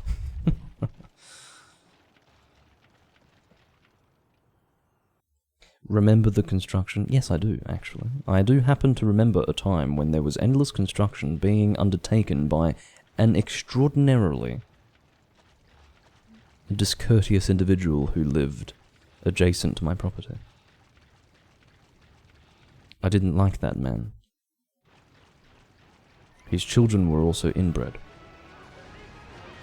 I say that jokingly. They just looked inbred.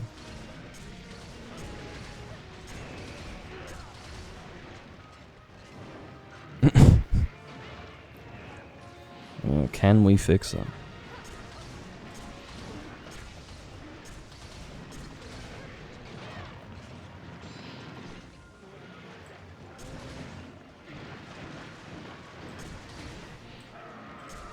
I flinched him. I'm helping. It's funny because Try has taught me critical distance again because the sound effects are so good with shots in this game, particularly Pierce, that it's so clear. Like the sound for when you're out of critical distance versus the sound when you're in critical distance is very clear. So, very distinct. It's taught me that actually you have to be a little further away than I had allowed myself to believe in order to be within critical distance. This distance is actually best. Hear that? That's what you want. It just sounds better. It's got more of a high-pitched cadence to it. If that's the correct use of the term cadence. I was never good with music theory. I can correctly use the term timbre, but I cannot correctly use the word cadence because, yeah, I'm ill-informed.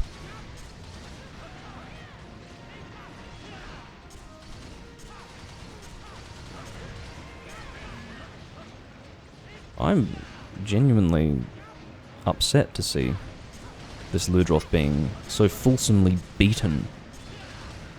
When I'm standing back using a bowgun, it's actually more graphic. It's a beatdown. Pure and simple. Look at that. Poor baby. Good night.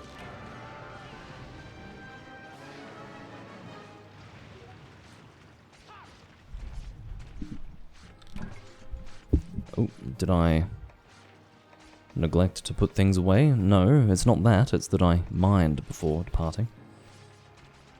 Well, not before departing. I was in the quest when I mined. If I were able to mine before departing on the quest, that would be concerning.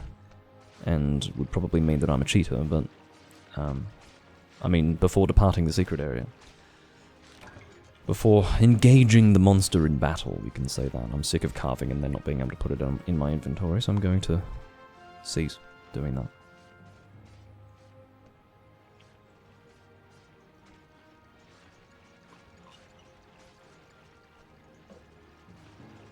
Why is that, Potato? Didn't you want to go and swim with the fishies? All it takes is a desire to go and swim with the fishies to find that shortcut.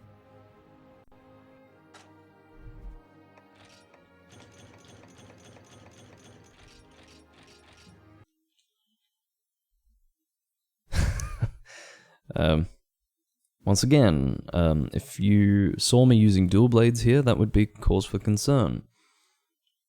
But Yeah. You never know. Might be possible. Let's mod this game. Big time. Biggest try mod ever.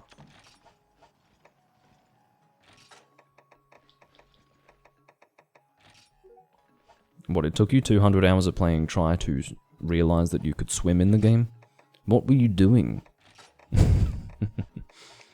I say that tongue-in-cheek, but no, seriously. Swimming is a thing that exists, my friend. But I appreciate the honesty and your candor in admitting that it took you 200 hours to discover the shortcut from base camp to Area 9 in the deserted island. Because that's a long time.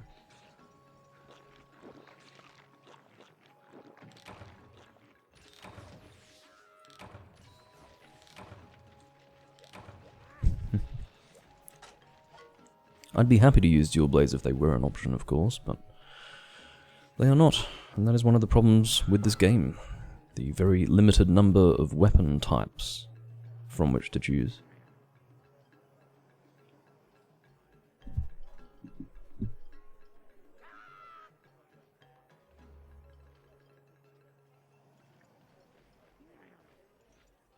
I don't know who is going to post next, because quite frankly I'm not the person coordinating the room. So I will leave that up to the other 3 people. It would appear that 40, which is an excellent name by the way, has no desire to post quests of his own, which is sad because he's not a very high hunter rank. It means he doesn't have much vision for his character, has no particular goals, despite the fact that he should be overwhelmed with goals. That's how I am at that hunter rank. I have so many things that I need to do that I'm a little bit put off from playing the game. Whereas he's got so few things to do, he doesn't even want to post when he has the opportunity to do so. It's a funny thought, but everyone plays the game differently, I suppose. He's just happy to be there, that's right. He's happy to swing his sword and shield around and dress like a vampire.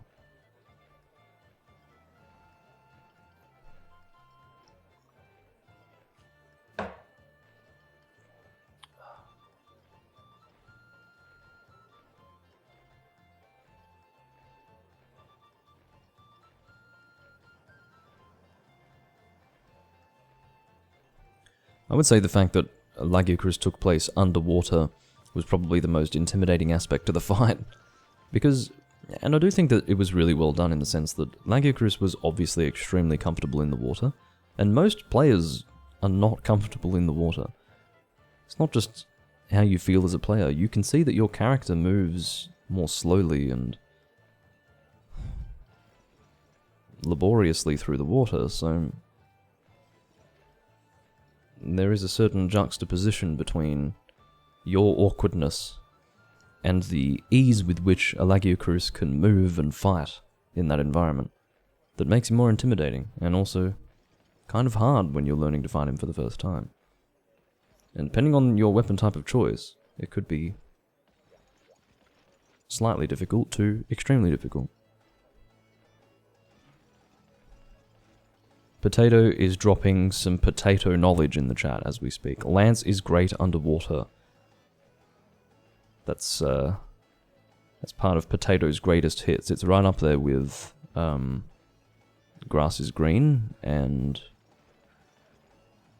Try is the first 3rd gen game.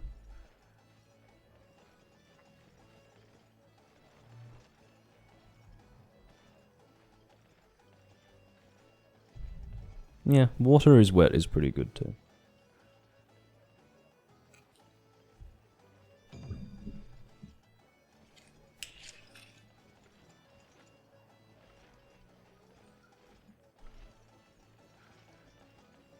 I'm trying to think of a game where Lance is very much not a good weapon type in Monster Hunter. I would say 2nd generation. In 2nd generation, the Lance actually sucks, and I will tell you why. In 1st generation, the Lance was so strong that you would be able to get incredible head flinches on pretty much any monster. That is where headlocking comes from. So, for those of you who have a recollection of headlocking being a major strategy in Monster Hunter. That is a first generation lance at play. Just that huge damage. Particularly Monster Hunter 1 and Monster Hunter G. They nerfed the lance for the first time in Monster Hunter Freedom. Now, if you're dealing with a lance that doesn't have the ability to counter, and then doesn't have the ability to flinch monsters quite as much, you're looking at a very weak lance, comparatively speaking. That's not to suggest that the lance is totally invalid as a choice when you're playing those older games, but if you're going to look at the lance in context with other games, it pretty much sucks in second generation. It's usable, I suppose, but yeah, Monster Hunter Freedom 1 and second gen, lance is a pretty sad thing compared with what you get in this game and later games, and to be honest, Monster Hunter 1 and G as well.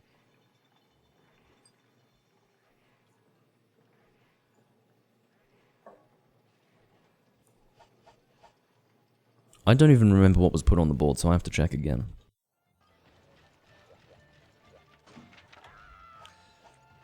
This guy is inspecting his underwear again. He has the opportunity for a more long and drawn-out choking of the chicken, because it seems that we are a little bit more slow this time to prepare for the hunt. What would make this hunt fun? What's a weird thunder weapon that I have in my possession? Well, I could use the Lagia Cruz switch axe, that could be fun.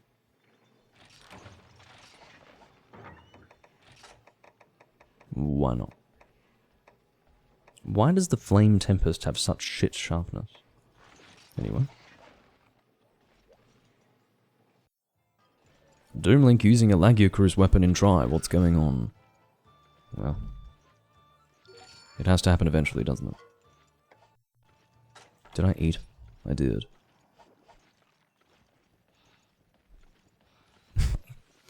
Takashi, I'm not too sure how to interpret that. I frequently have to check my underwear. I'm sorry to hear that. Maybe you could get a special little indicator that, you know, maybe like a little buzzing thing if you accidentally let loose some sort of internal matter. You know, if there is a sudden and unexpected discharge of fluid in your underwear, maybe there could be a little ding ding ding, and then you don't have to check. I mean, it's all well and good to make these suggestions, but I don't know if such a thing exists. But if it does, I think it would serve you well.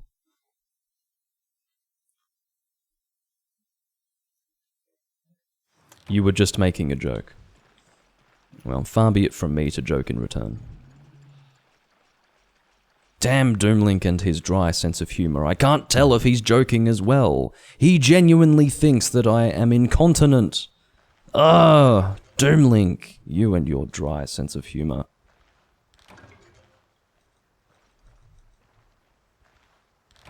Autonomic is in agreement, which pleases me.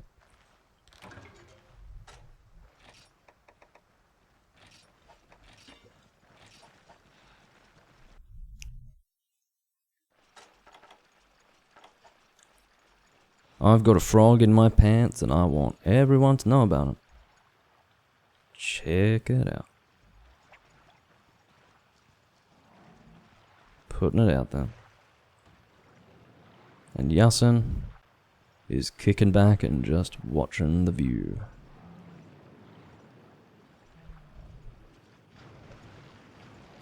Observing with gay enthusiasm. Nice frog.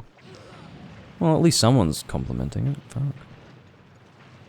Now, it would have been best practice to not immediately go in and fish him out, and instead wait for the rest of the team to be here, but it's a go ball, so no. I couldn't be bothered. Go ball's fun, but he's not hard, or in need of that sort of strategy. It looks like they're going to swim over there anyways, so it's not a big deal. Your first Monster Hunter, Gulilimon. There's a lot of I's and L's there.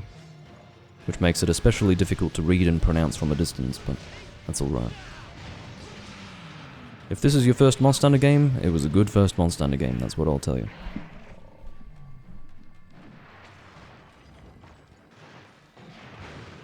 Hard to beat the online interaction in those days.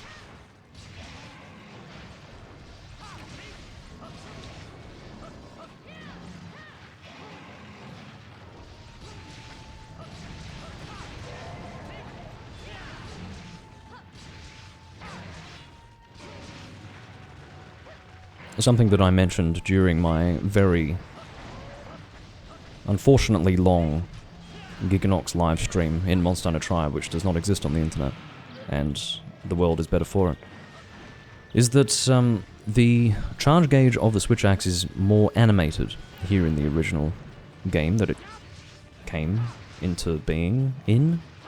Thank you for that really abstruse explanation, Doomlink.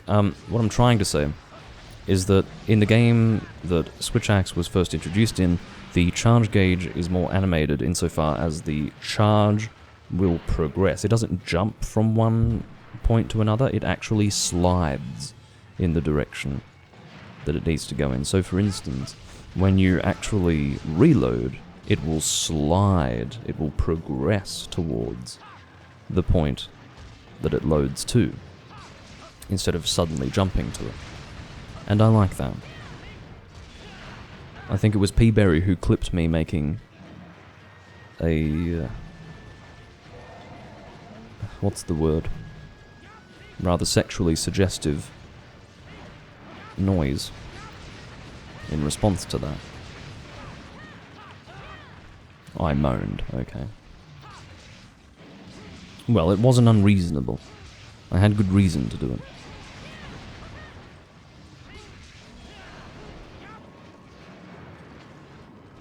Watch it. Watch the charge gauge. Don't watch anything else. Observe.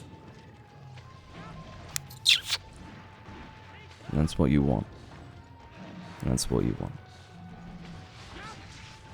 It's the simple things that transfixes those of us who are obsessed with Monster Hunter. Just those little differences.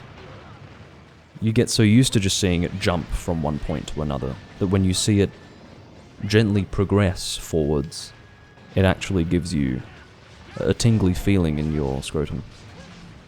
And look, if people feel differently about it, then so be it. I stand before you naked, figuratively speaking, when I reveal this information to you, but I hope that information will be treated with the respect that it deserves.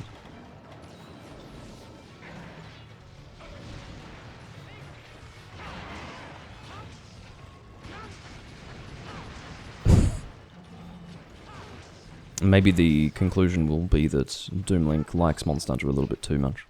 And that's precisely the sort of thing you need to do to that guy who we have renamed Idiot.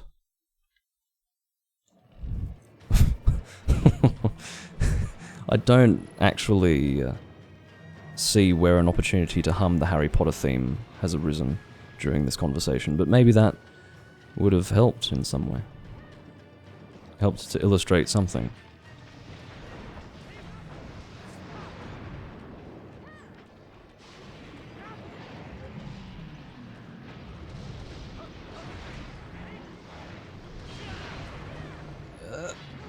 Keep away from the spiky pufferfish thing.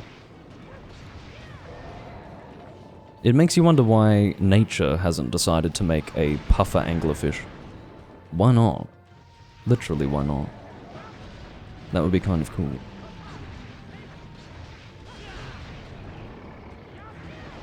Although I have to say, actual anglerfish are more unpleasant to look at than Goble.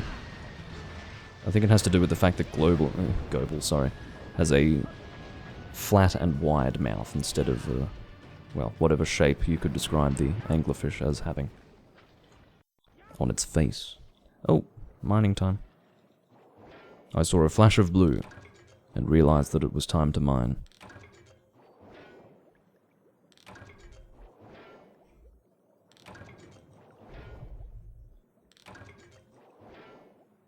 Do you think nature nerfs evolutions that are just too good? Do you think that happens? Do you think nature is like, whoa, what were we thinking? Let's have the next evolution be a devolution instead. You reckon that happens?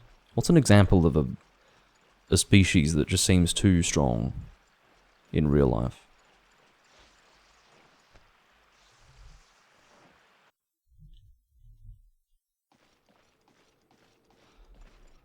No, that makes sense.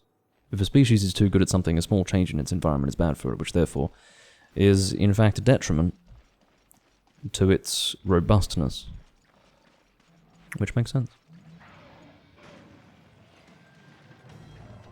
They perma-banned the dinosaurs. Well, I don't know if the dinosaurs were that great. I mean, they were cool, I guess, but I'd say the dinosaurs were probably quite vulnerable as well. They were definitely not prepared for the change in environment of the Earth. Idiot has apologized for his death. That's good of him to do.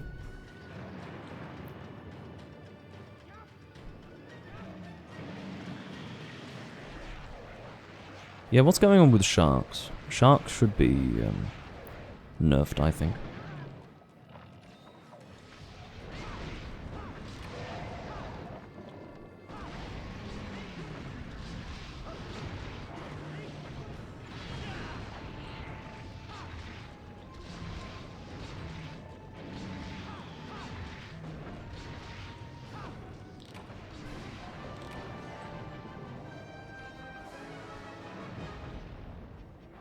Unpopular opinion, lampreys should be nerfed as well. Because they're pretty old as well. And creepy looking. And are apparently not even closely related to eels despite looking like them. So I say nerf the lampreys.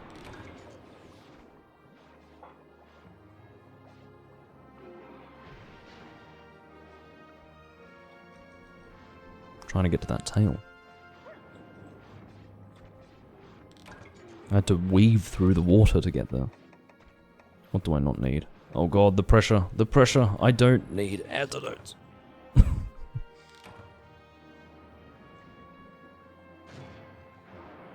Well, yeah, I don't know what the Giganox is. It's a leech slash lamprey slash floppy dragon thing. But yeah, that sounds about right.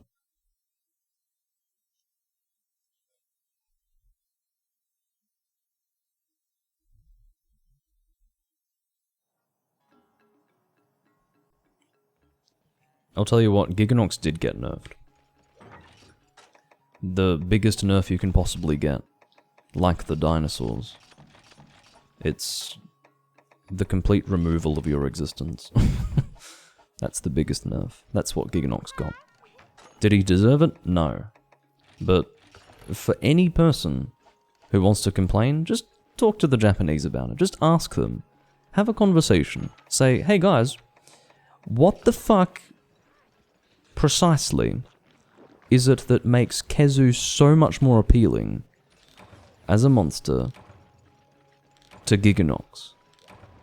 Like, what is it? What is the fucking X factor that leads you to hold Kezu in such high esteem? He's ugly, he's shit, and he looks like a clammy white penis. So, like, what is it about those things that causes the Japanese to be so drawn to it? What is it about the features of this monster that are so arresting to the Japanese people? Porn, yes, well. A foreskin monster. Can I just remind all of you, just to add further context to this, that the Kezu has teeth in its rear end. I don't know if anyone has forced themselves to, you know, get the camera angle just right to look inside the anus of a Kezu, but there are teeth in there, okay? So, what more do I need to tell you? What more needs to be said? That fucking thing has been given priority over the Giganox, and I do not know why. It's strange.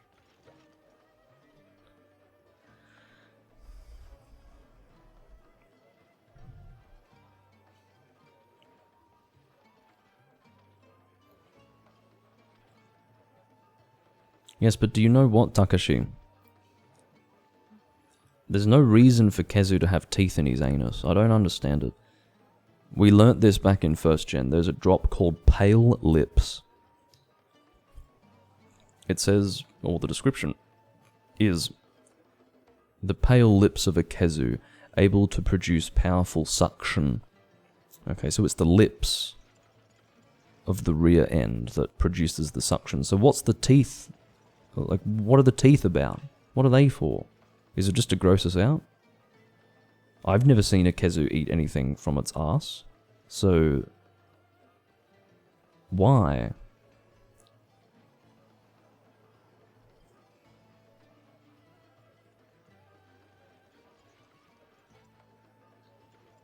Well, as I've explained, Peaberry, it's the lips that does it.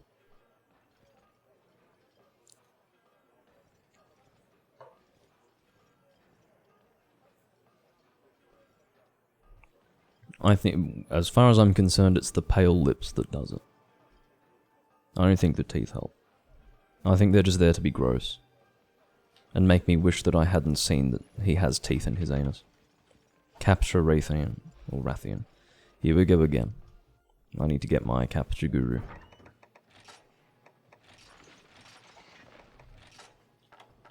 And I also need to equip my talisman, and I know precisely where it is now, which is pretty cool. Rathian. Let's bring the Latreon Sword and Shield. That sounds like fun to me. My challenge for this quest, however, is to remember that we're capturing it, because I almost forgot last time.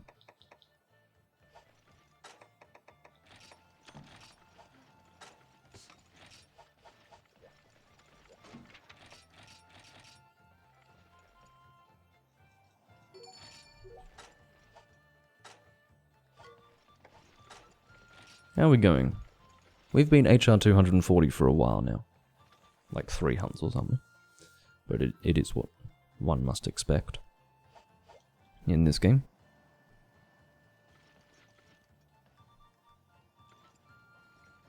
No, but leeches only have one mouth. They're not double-ended. They've got... That's why they're so toxic, as everyone knows. It's because everything that needs to come out of them also comes out their mouth. So when they're sucking on you, they're also quite toxic. So I don't appreciate that assessment. To liken a Kezu to a leech does not therefore... I mean, unless you... Okay, so what if the leech aspect is in fact its rear end, and then it's just got another big fucking floppy penis mouth with teeth in it? Maybe that's the idea. Anyway. I just find Kezu to be an unsightly and unpleasant creature that has no reason to be given precedence over a Giganox. If we're going to choose between having Kezu and Giganox, I cannot for the life of me understand why Kezu is the choice. It's because Kezu is such a fan favorite in Japan, so... Yeah, I don't know what it is. The question is not why, because we know why. It's because the Japanese love him. The question is, why do the Japanese love him?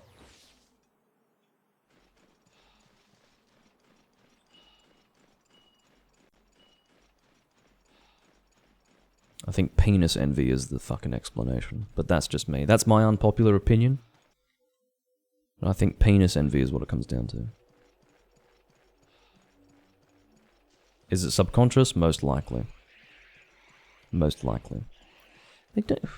I find Giganox to be cute. Maybe not Giganox, but I find the Giggies to be cute. Which, you know, maybe not everyone's cup of tea, but they're sort of squishy looking, and it's cute how they sort of perch themselves up. Like they've got some sort of ability to stand tall with their little floppy bodies. And they sort of quickly slide towards you. They're so eager. I just find them funny and cute.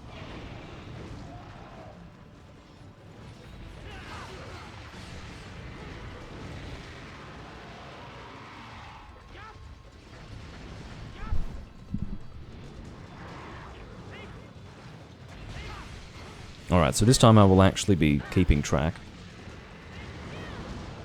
Everyone has to keep track with me. Start screaming if the dragon icon on the screen starts flashing. I realize you can only scream by way of in-chat text, but maybe it will help.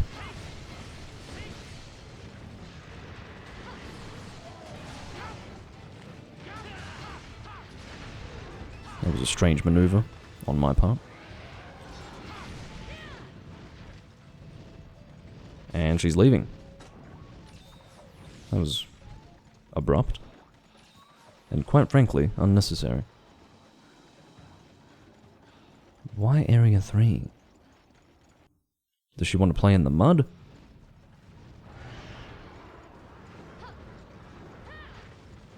Oh.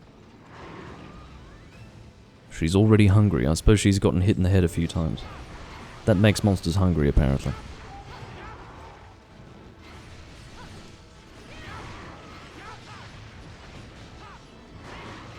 Oops. Meant to do the X plus A. So I was actually preparing to turn and shield, but I got flinched instead, which caused me to be flinched in place and then immediately hit by a tail swing. So effectively I can say, with some considerable confidence, that one of my teammates caused me to get hit. Which is never a happy situation, but it does happen. That tail's getting cut big time. I don't care if it even interrupts the KO prematurely. Thank you for that. Really, congratulations. You moron. Like, he's using a fire lance on a Rathian, and he has the brass neck to flinch me. Not just flinch me, but send me flying. You bastard.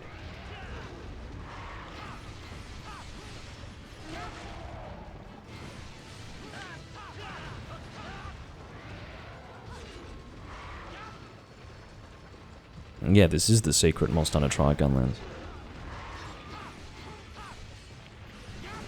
And it essentially blew me away.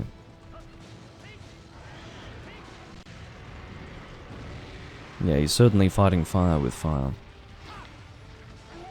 The only situation where that's appropriate is Agnaktor. And this is not Agnaktor, just in case anyone needed that further clarification.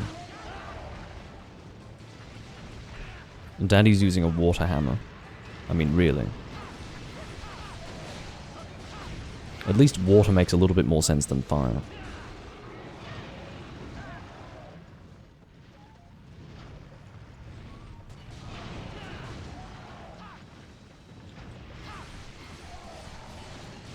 I just love the smooth, clean, and quiet sound of an Elatrion weapon, particularly an Elatrion sword and shield, making contact with a monster.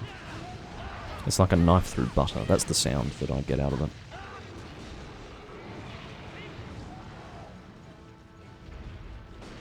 Oh. It's a little dangerous.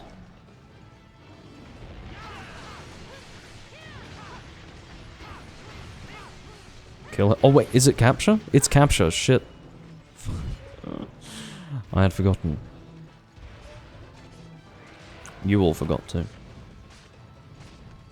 What's the point of even bringing Capture Guru if I'm just going to totally forget that it's a capture quest? It very much defeats the purpose of bringing Capture Guru because... Anyway. Oh, 40. Oh, very helpful. Thank you, 40. He just sent this message. Thank you. Thanks. I'm not sure what we would have done without that information, but we now have the benefit of his knowledge. He has shared it with us. I don't know why she's over here. What the fuck? What a strange place to have gone for a Rathian.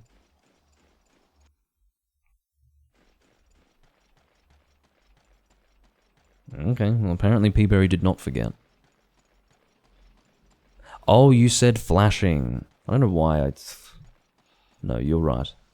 You did type that at the appropriate time. It's just for some reason I read your comment flashing as to mean something to do with flash bombing, which is entirely my fault and questionable as to how I could be so stupid. But that's alright. We have our moments, and that was one of mine.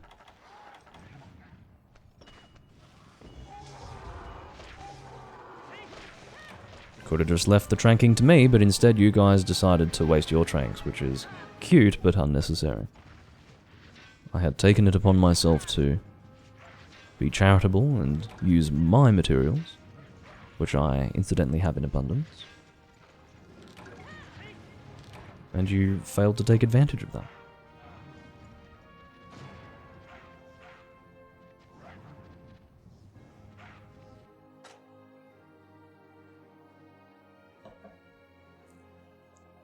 I got a ruby, that's nice.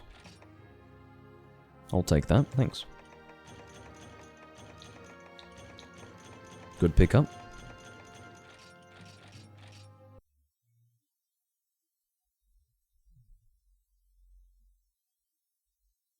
Very good pickup.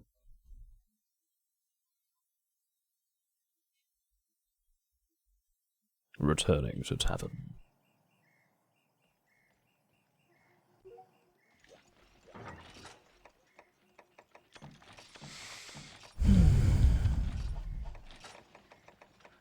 How long have we been live for?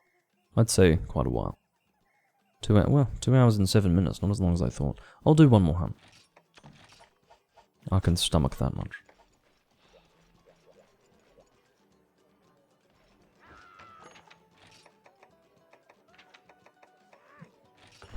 Are we going to be lucky enough to get Exchanger? That is the question.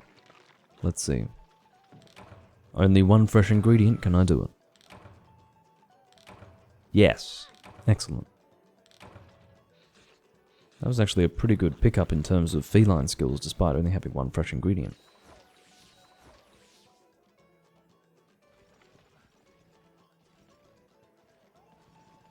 Potato, why?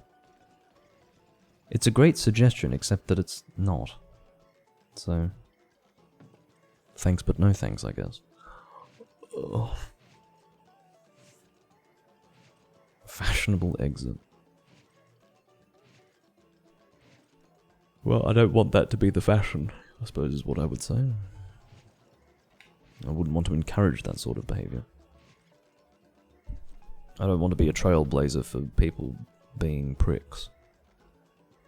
Which is probably what I do already, but what I mean is that there's ways to hunt courteously, and that wouldn't be one of them. Eat for kickboxers and just kick... Oh, let me rephrase that in English. Eat for kickboxer and just kick the other hunters is the suggestion that Peaberry has made. I'm not going to do that either. Because that actually doesn't sound very fun. It is fun, however, if you've got the ability to launch them with your kick. That is fun. Which I suppose is what you're describing. That is tempting, actually.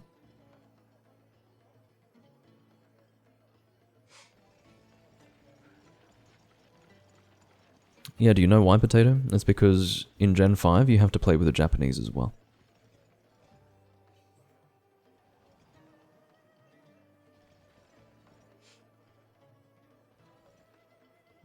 Once again, it's because you're hunting with the Japanese as well.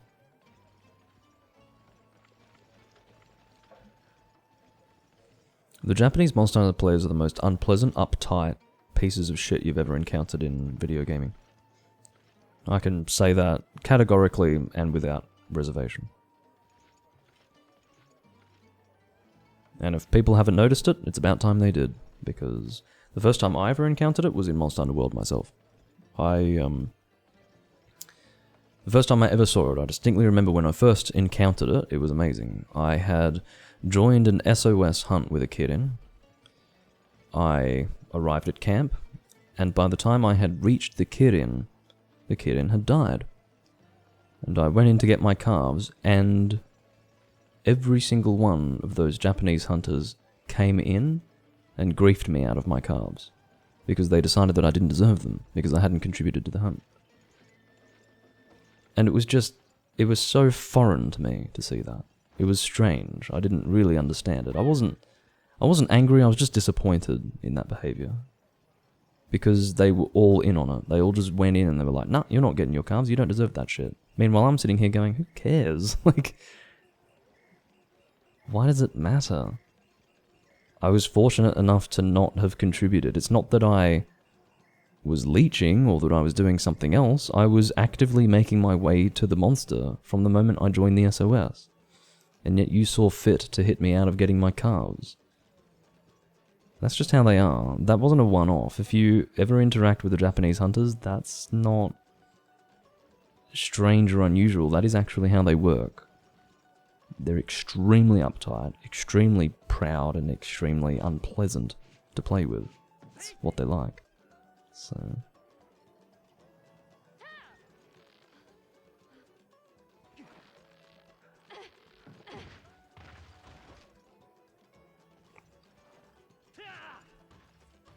And I will also say that the Japanese hunters are pretty much the source of all the metagame garbage. You should see how they are with the meta. It's actually sad.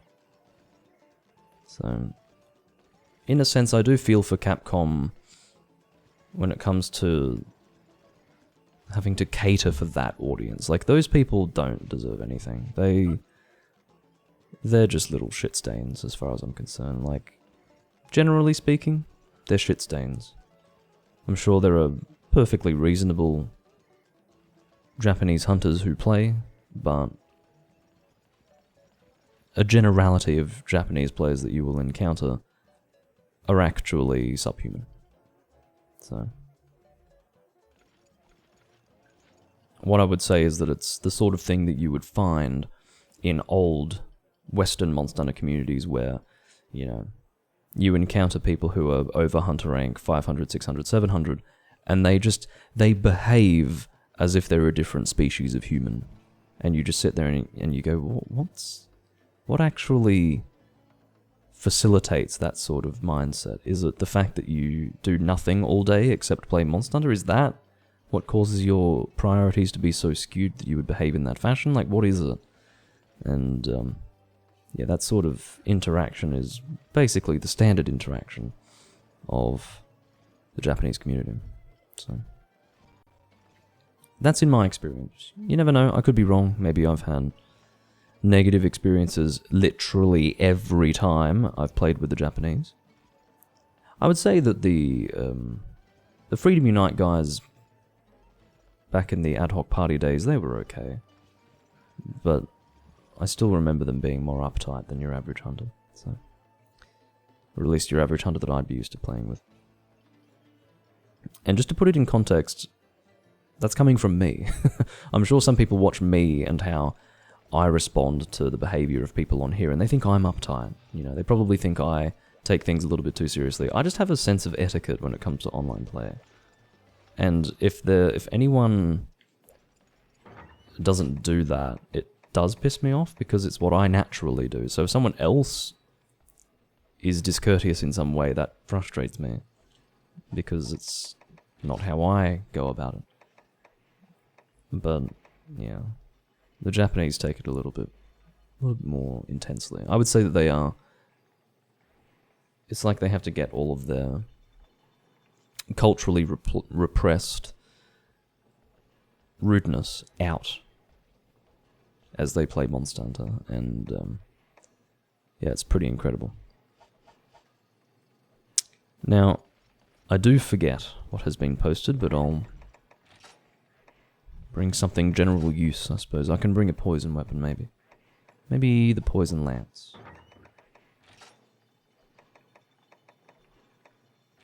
I'll see if the sharpness is appropriate with the lance loadout that I have. If it's not, then I'll use sharpness +1. It's not very good, is it? But the stats are quite good for the lance, so I'll deal with it.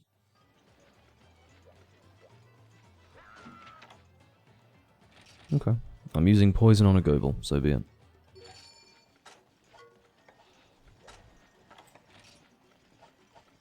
I'm also slightly disappointed that my exchanger is going towards a Goble hunt, which is not going to give me much in the way of HRP whatsoever.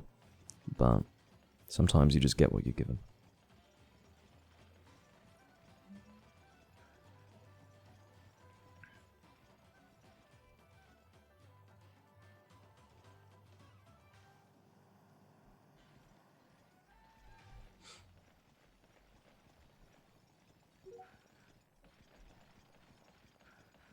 So as I said, this will be our last hunt. I'm apparently not the only one using this lance, which is a little bit annoying. It just means that it's harder for me to keep track of the effectiveness in terms of poison application of my specific weapon. Because the poison should, in theory, be applied twice as often as it should be, because there are two of us.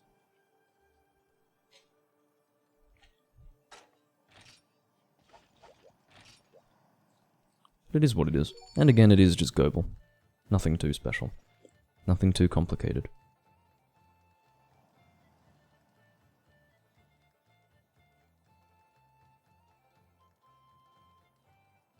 Yeah, it's a pretty lance, isn't it? As far as Try is concerned, it's a good choice.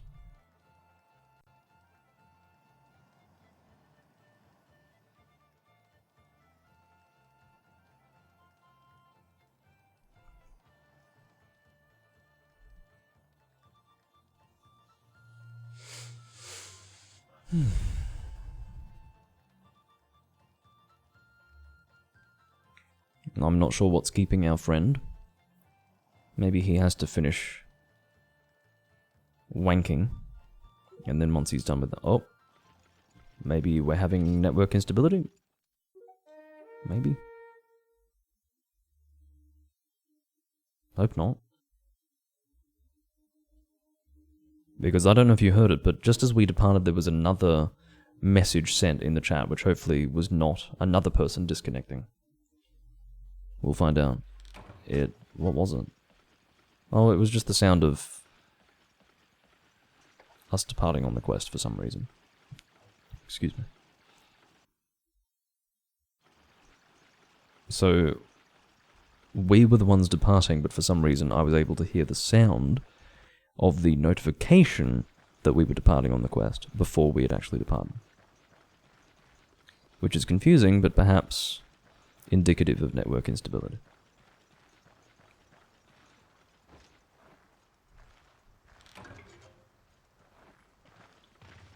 I got a frog first try. Should I wait for them? I think I shall. At least for a little while. It's a good opportunity to hit the monsters, so I at least want to give them the chance to get here soon. Well, soon after the fishing out of the monster. I'm not sure what they're doing though. They seem to be gathering materials.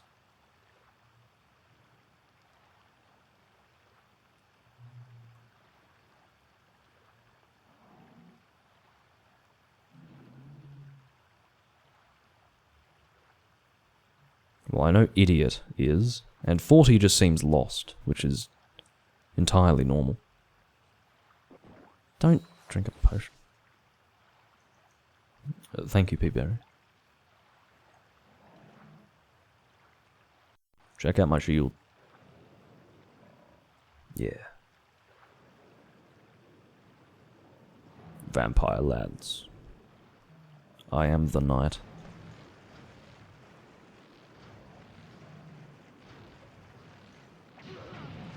Well, if I had known that Idiot was going to stop gathering materials, I would have waited a little longer to fish this guy out, but anyway.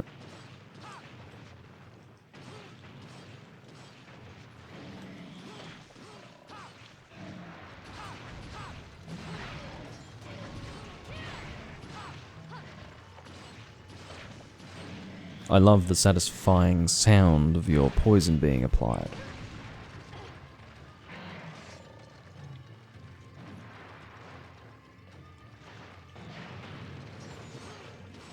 The sound effects in this game are so deliberate and so clear, I love them. The sound design of Monster Hunter Tri is some of the best work in the series. And is, honestly, underappreciated.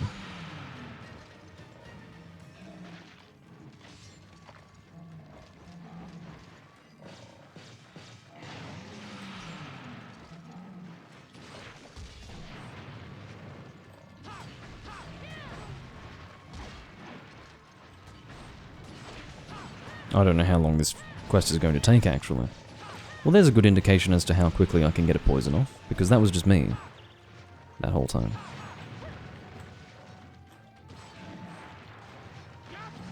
I swear to God, that guy with his charging attack. See, that's precisely what you deserve. It's just dangerous to charge with your lance, because due to network stability issues, it's very easy to accidentally hit someone with that attack. Even if on your screen you were not close enough to actually hit the person, you end up hitting them. And that lack of recognition of that risk, to me, is just not acceptable. I guess he's going for poison application. Yeah, just use that as a learning experience, my friend.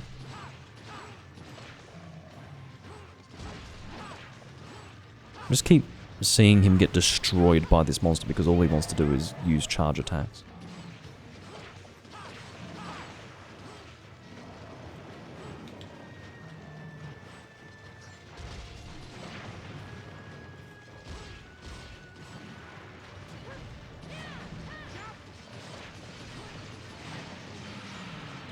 What? I used a counter maneuver.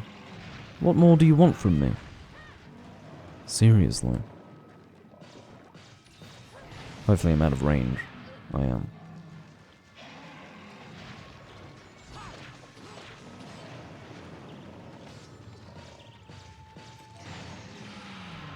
Okay, so counters don't work. I don't know why. Maybe I need guard up to do that. Doesn't make sense, but... Ow.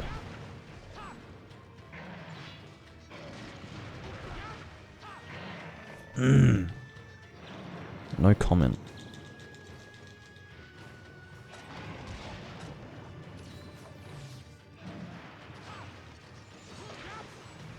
Stop it! See, on his screen, he stopped short of me. And that's the point. It's not about what he's doing on his screen. He should realize that it's very easy to hit teammates due to the nature of online connectivity. But he doesn't care. It's all about his experience, and not anyone else's.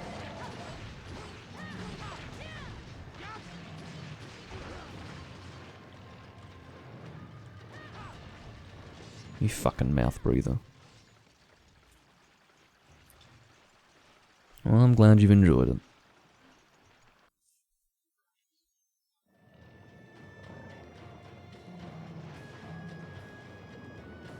I just watched an Epioff move like a Lagiacruz and it actually scared me.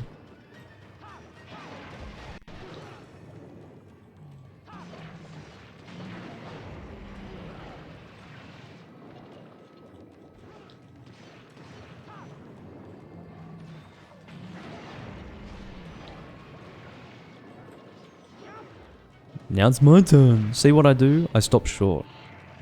I get that fucking impact. Well, I properly stop short. Is what I mean. You see, what he's going for is the impact of thrusting into the monster repeatedly, whereas there, I go for the thrust at the conclusion of the charge, and I want that to just make contact.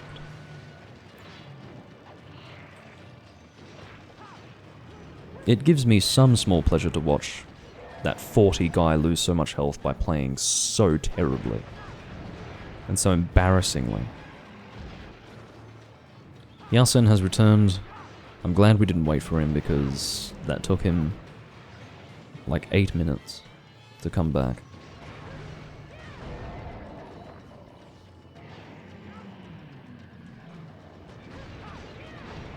I don't know, Vernon, but you have caught me for the final hunt. Happy to see you here.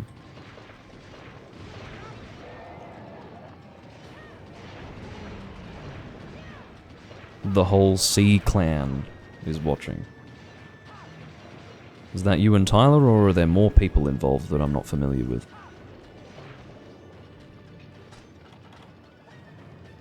Anyway. Enjoy watching us fight this creepy anglerfish-looking thing. Which is almost dead, thankfully. Hey look, I'm on TV! Well, this is the gentleman that your son repeatedly interacts with in his free time. I'm that Aussie guy.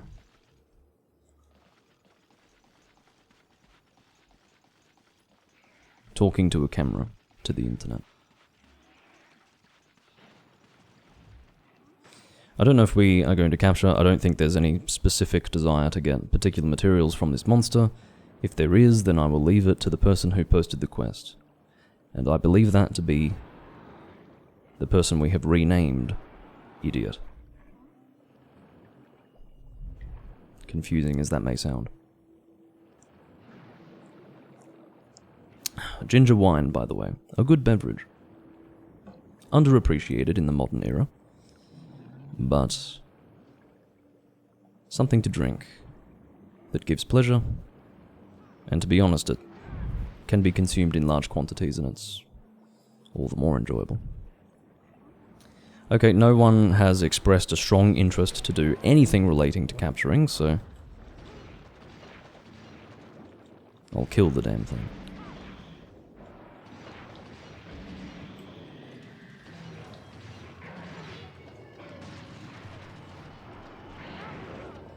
It does. Ginger wine, well, I'm not going to speak for ginger wine generically, but in reference to Stone's ginger wine, which is, as I understand it, the original, the ginger definitely has bite to it. It's nice. Very refreshing, very...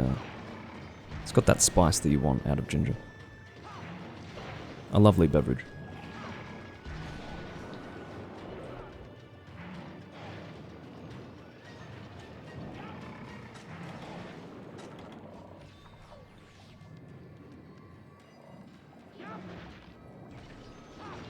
It's definitely a staple, although not a commonly purchased one these days. I haven't had it in some time.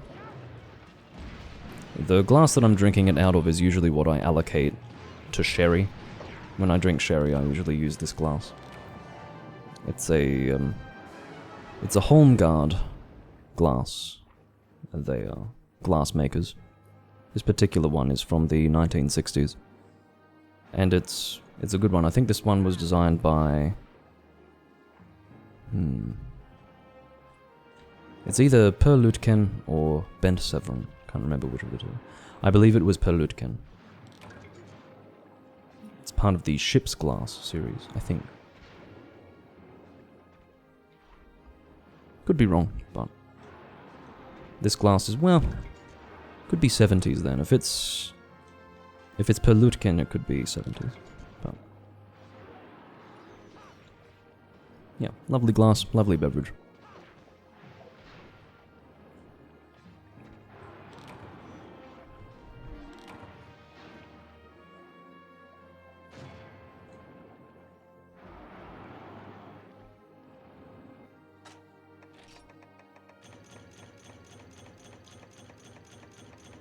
Alright, that's it for this hunt, and quite frankly, that is it for this live stream. I am content with what we've done so far.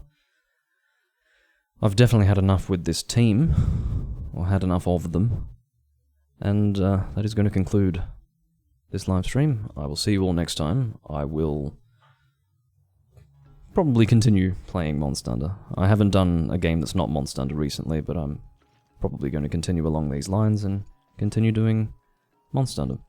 But I will see you all next time. Thank you for watching, and I bid you farewell for now. Bye-bye.